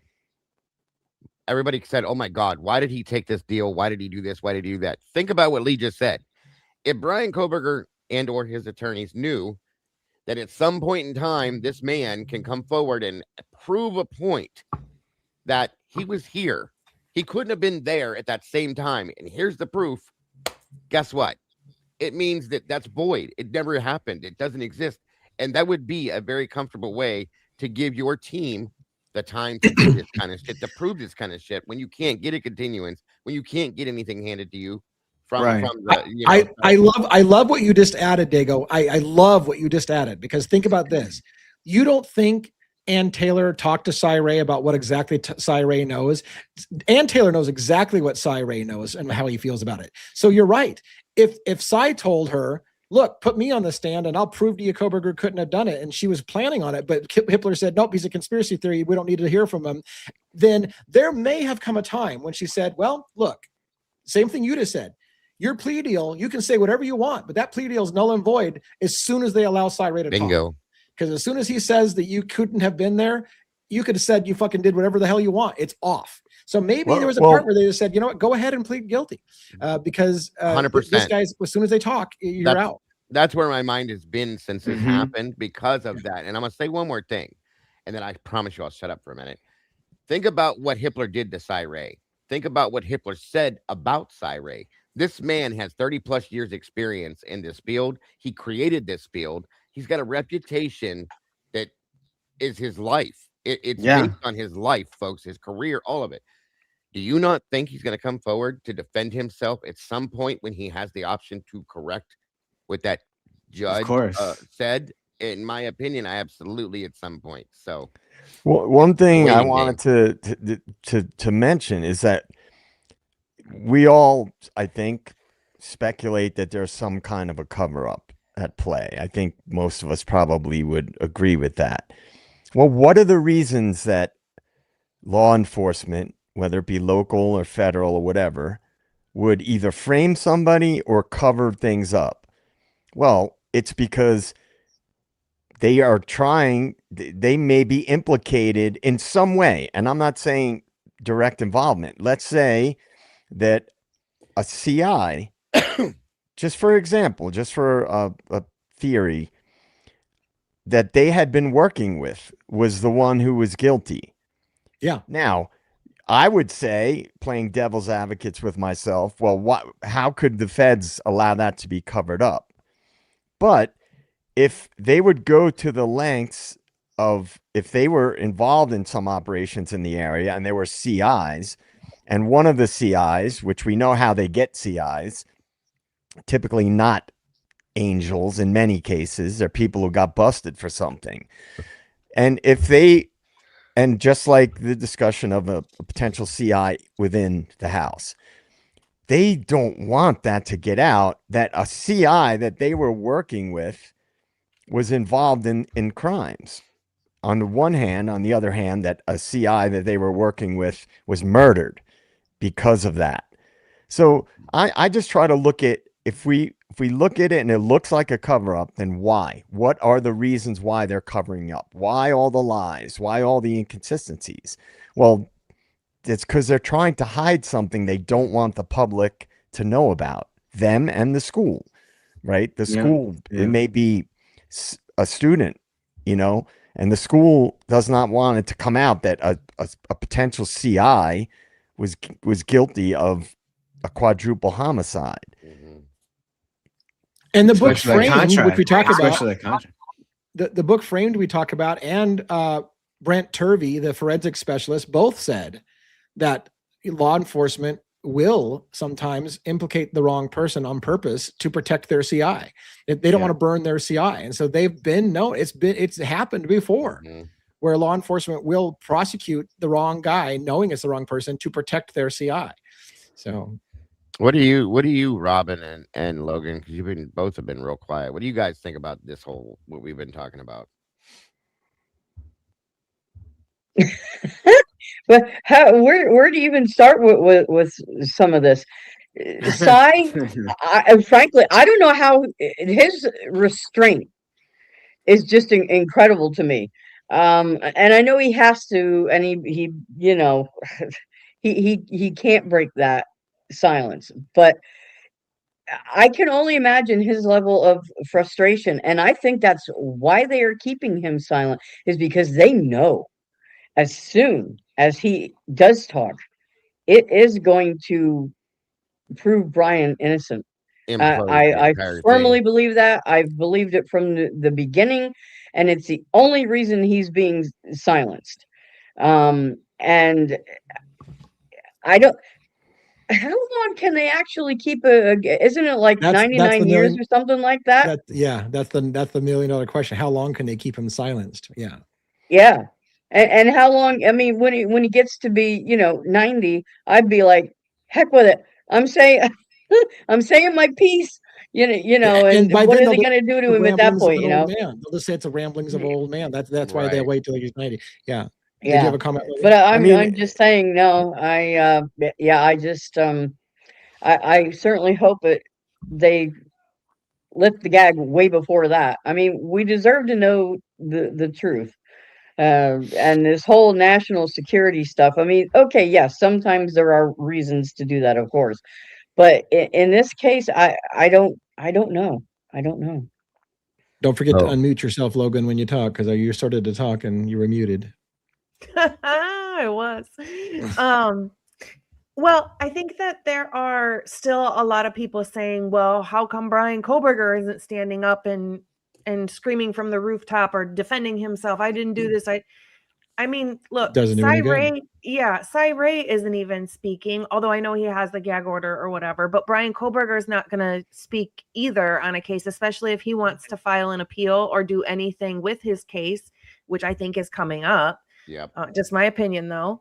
I'm But with you. people, that's just not how it works. And in your anyway, cynical view of the world, I don't know if you guys are cynical or not. Is there any part of you, any part, I'm going to go around the horn, any part of you that feels like if Cy Ray is about to be ungagged, that he'll have an accident, car accident, heart attack, and he'll just die and never be able to tell his, is that even a possibility in your mind? I was actually gonna say that. What do you think, Robin? Is that even a possibility? I don't want it to be, but yeah, anything is.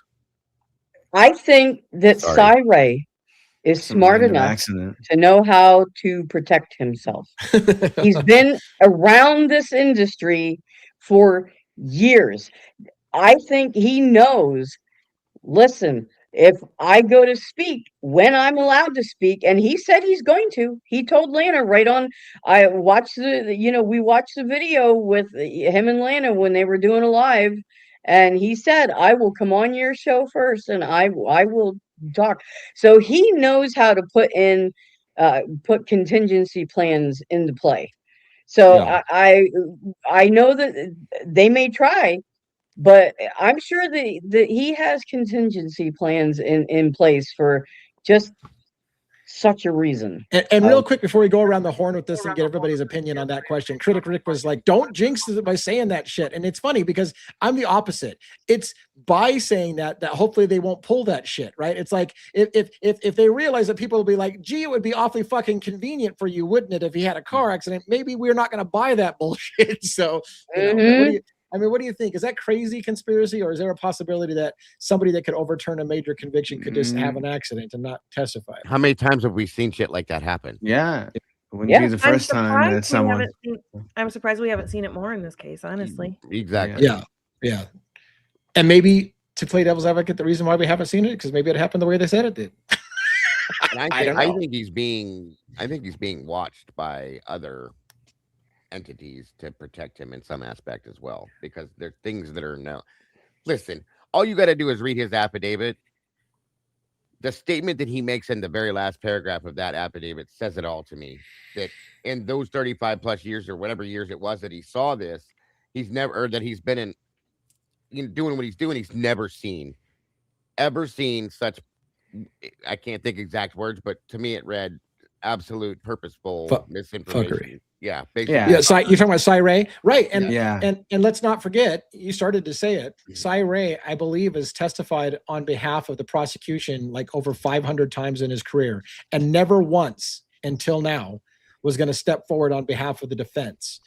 This was the first time in his career. And you said he's got a reputation to uphold.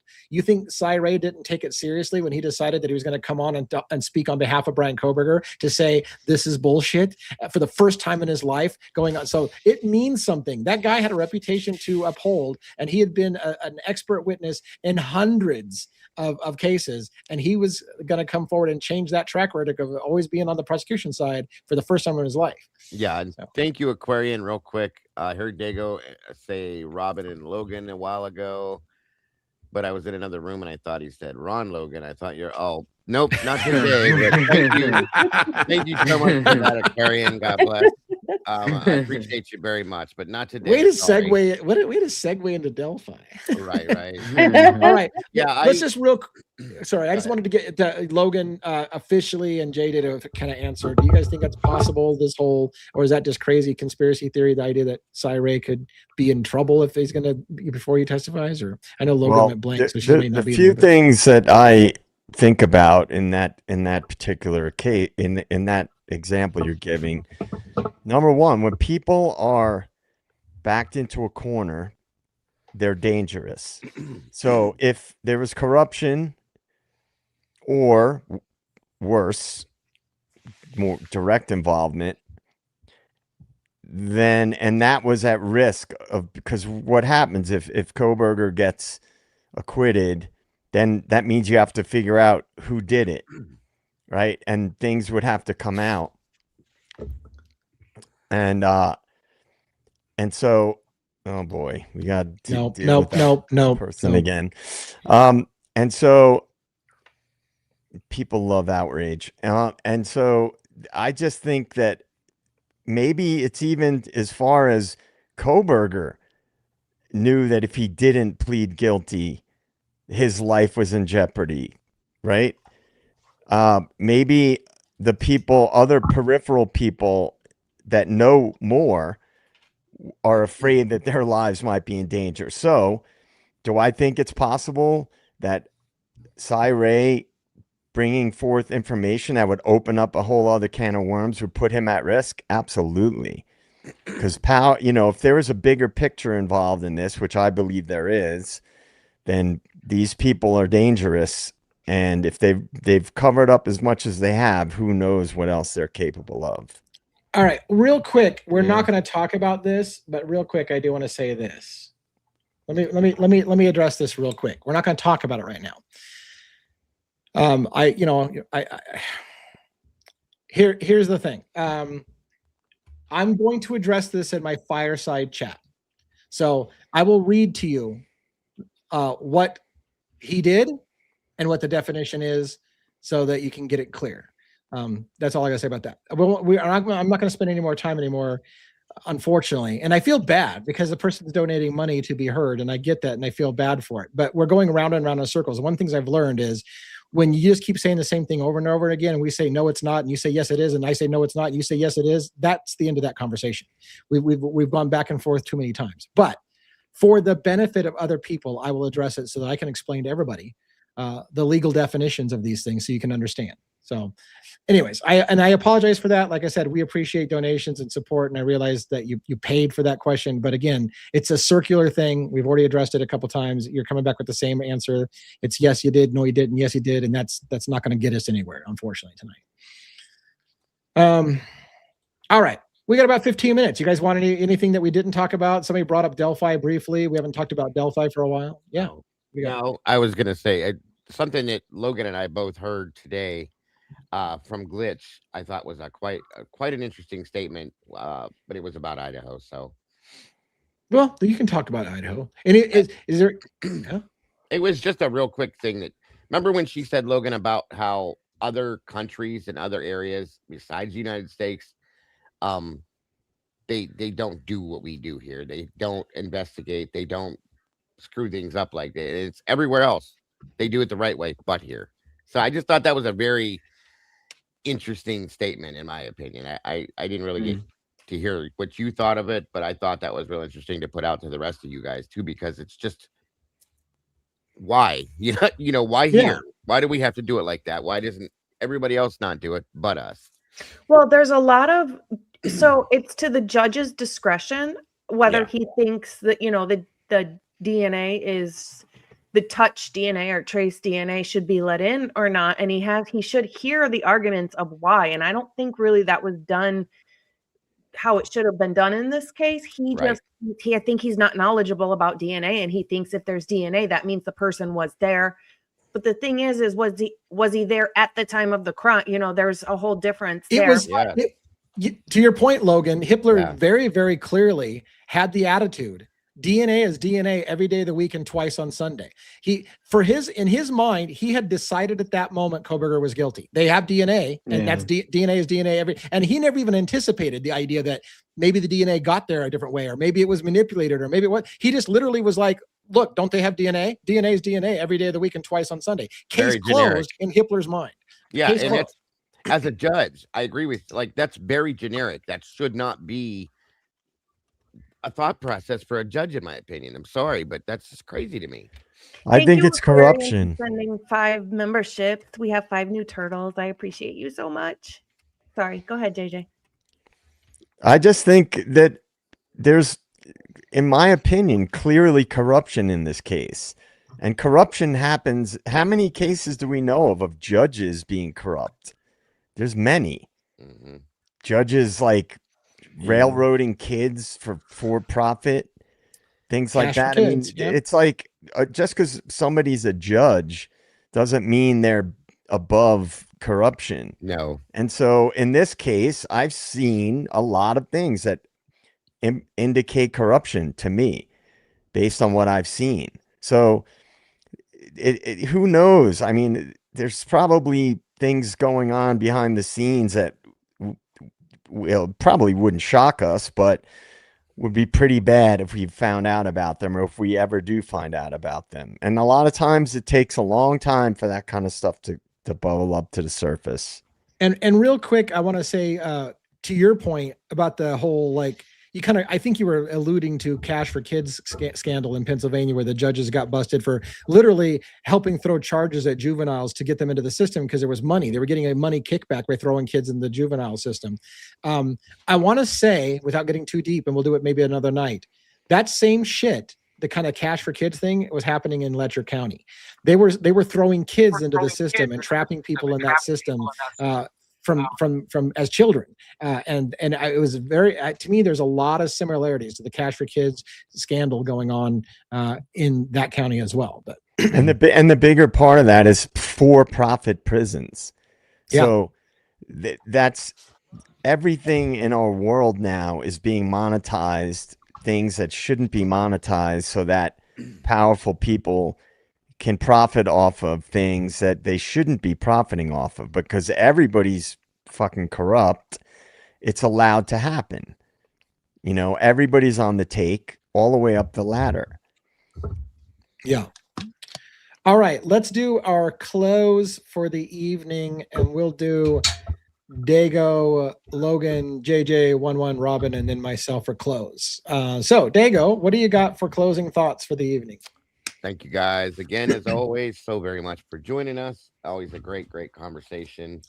Thank you to all of you moderators. You guys are all amazing. Again, none of us could do this without you. We all appreciate each and every one of you. Thank you, all of you, for joining us here within the community. You guys are all amazing. And I want to thank everybody on panel for spending this time with me here. I always enjoy this so very, very, very much. Turtle power. I love it. And I'm looking forward to the next one. And guys, don't forget, tomorrow we start off here with the first episode of the Princess Diana series that we're running. I'm super excited for that. I'm looking forward to seeing you guys for that as well. And I will be live tomorrow on my channel during the day. Again, I know I missed it today, but we had so much going on, I didn't want to wear myself down. So thank you, everybody. Don't forget to love yourselves and love each other. Don't change nothing. You guys are the beautiful people, and we will see you very soon. Have a great night. And one thing real quick about Sunday night for tomorrow night, I almost was a little disappointed to hear you guys were switching gears from Kurt Cobain, just because that new release that came out where a Seattle police officer is now saying Kurt Cobain was murdered.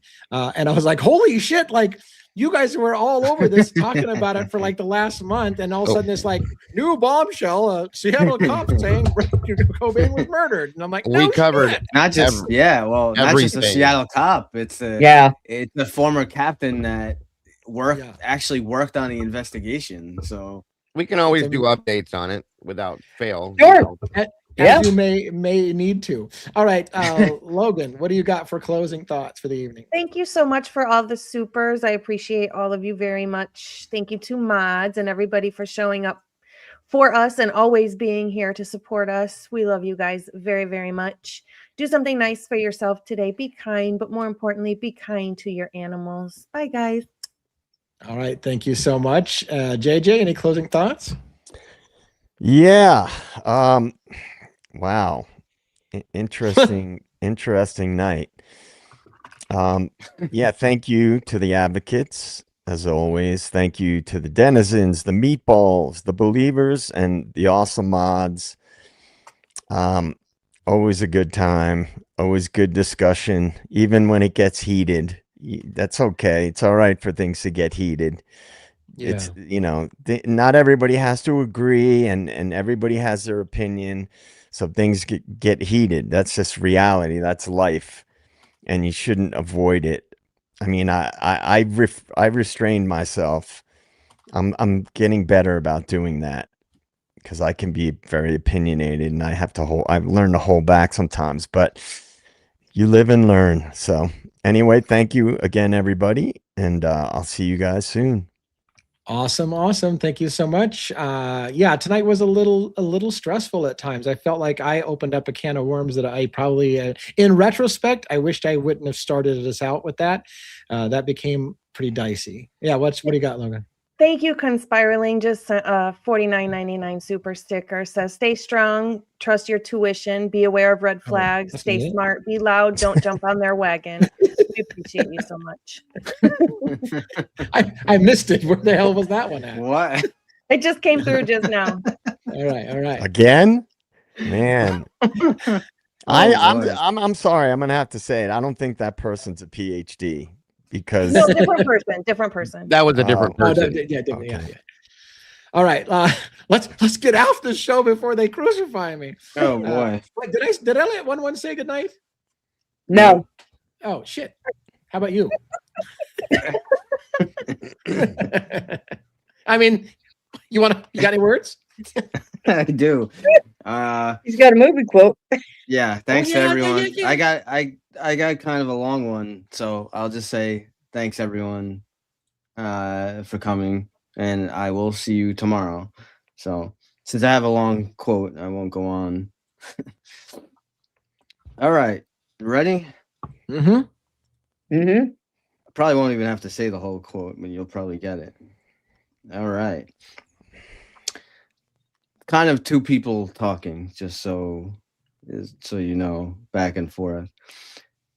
I'm going to recommend to the disciplinary committee that you be expelled, Mr. Sims. You are a cover-up artist and you are a liar, but not a snitch. But Excuse not a me? snitch. No, I don't think I will. Mr. Slade, this is such a crock of shit. Oh shit! Please watch it's, your language, Mr. Slade. You are in the Baird school, not a barracks. Yes. Mr. Sims, The I will scent of a give you woman. one got it. Is it a scent of a woman? Yeah, you got it. Yeah. It's a long Sorry, quote, so Yeah, you can continue if you want. I got excited that I knew it. sure. If you want it. Mr. Sims doesn't want it. He doesn't need to be labeled still worthy of being a Baird, man. What the hell is that? What is your motto here? Boys, inform on your classmates, save your hide. Anything short of that, we're gonna burn you at the stake. Well, gentlemen. Well, the shit hits the fan. Some guys run, some guys stay. Here's Charlie facing the fire, and there's George hiding in Big Daddy's pocket. What are you doing? You're gonna reward George and destroy Charlie. Are you finished, Mr. Slade? No, I'm just getting warmed up. I don't know who went to this place. William Howard Taft, William James Bryant, William Tell, whoever. Their spirit is dead. If they ever had one, it's gone. You're building a rat ship here, a vessel for sea-going snitches. And if you think you're preparing these minnows for manhood, you better think again. Because I say you're killing the very spirit this institution proclaims it instills. What a sham. What kind of show you guys putting on here today? I mean, the only class in this act is sitting right next to me. And I'm here to tell you this boy, his soul is intact. It's non-negotiable. You know how I know? Someone here, and I'm not going to say who, offered to buy it. Only Charlie here wasn't selling. Sir, you are out of order. Out of order? I'll show you out of order. You don't know what out of order is, Mr. Task. I'll show you, but I'm too old. I'm too tired. I'm too fucking blind. If I were the man I was 5 years ago, I'd take a flamethrower to this place. Out of order. Who the hell you think you're talking to? I've been around, you know. There was a time I could see, and I have seen boys like these, younger than these, their arms torn out, their legs ripped off. But there ain't nothing like the sight of an amputated spirit. There's no prosthetic for that. You think you're merely sending this splendid foot soldier back home to Oregon with his tail between his legs. But I'll tell you, you're executing his soul. And why? Because he's not a Baird man. Baird man. You hurt this boy, you're going to get That's not a Baird man. A lot of you. And Harry, Jimmy, Trent, whoever you are, fuck you too. Stand down. You Mr. too. Slade. I'm not finished. as I came in here, I heard those words, cradle of leadership. Well, when the bow breaks, the cradle will fall. It has fallen here. It has fallen. Makers of men, creators of leaders. Be careful what kind of leaders you're producing here. I don't know if Charlie's silence here today is right or wrong. I'm not a judge or jury, but I can tell you this. He won't sell anybody out to buy his future. And that, my friends, is called integrity. That's called courage. And that's the stuff leaders should be made of. Now, I have come to the crossroads in my life.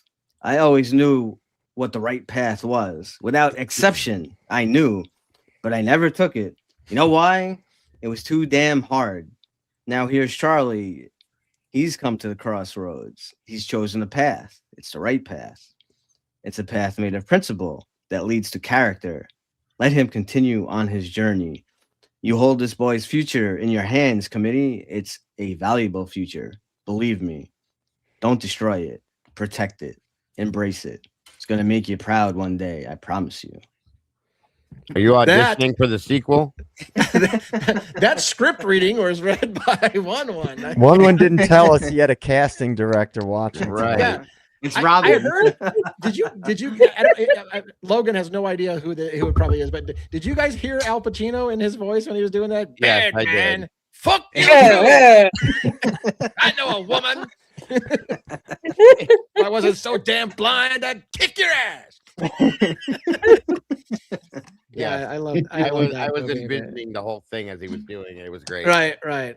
All right. With that lengthy soliloquy, let's go to Robin. that was great. I loved it.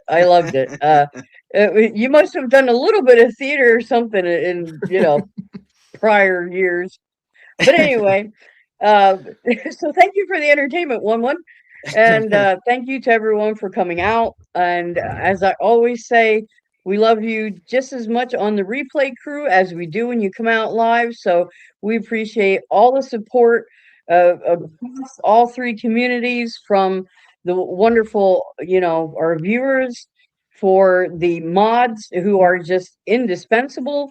And also, I just love being with my fellow panelists every night. We get into some great discussions, and it's really important to keep discussing these cases and expose all of the lies and inconsistencies that are reported in the mainstream media. But I hope everyone has a wonderful night. And if you are in the path of any of these storms that are coming through, please stay safe.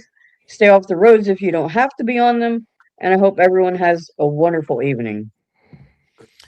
All righty. And for myself, I want to one more time apologize for getting us off on the wrong foot. I feel like I knew better when I started that conversation that was going to go bad.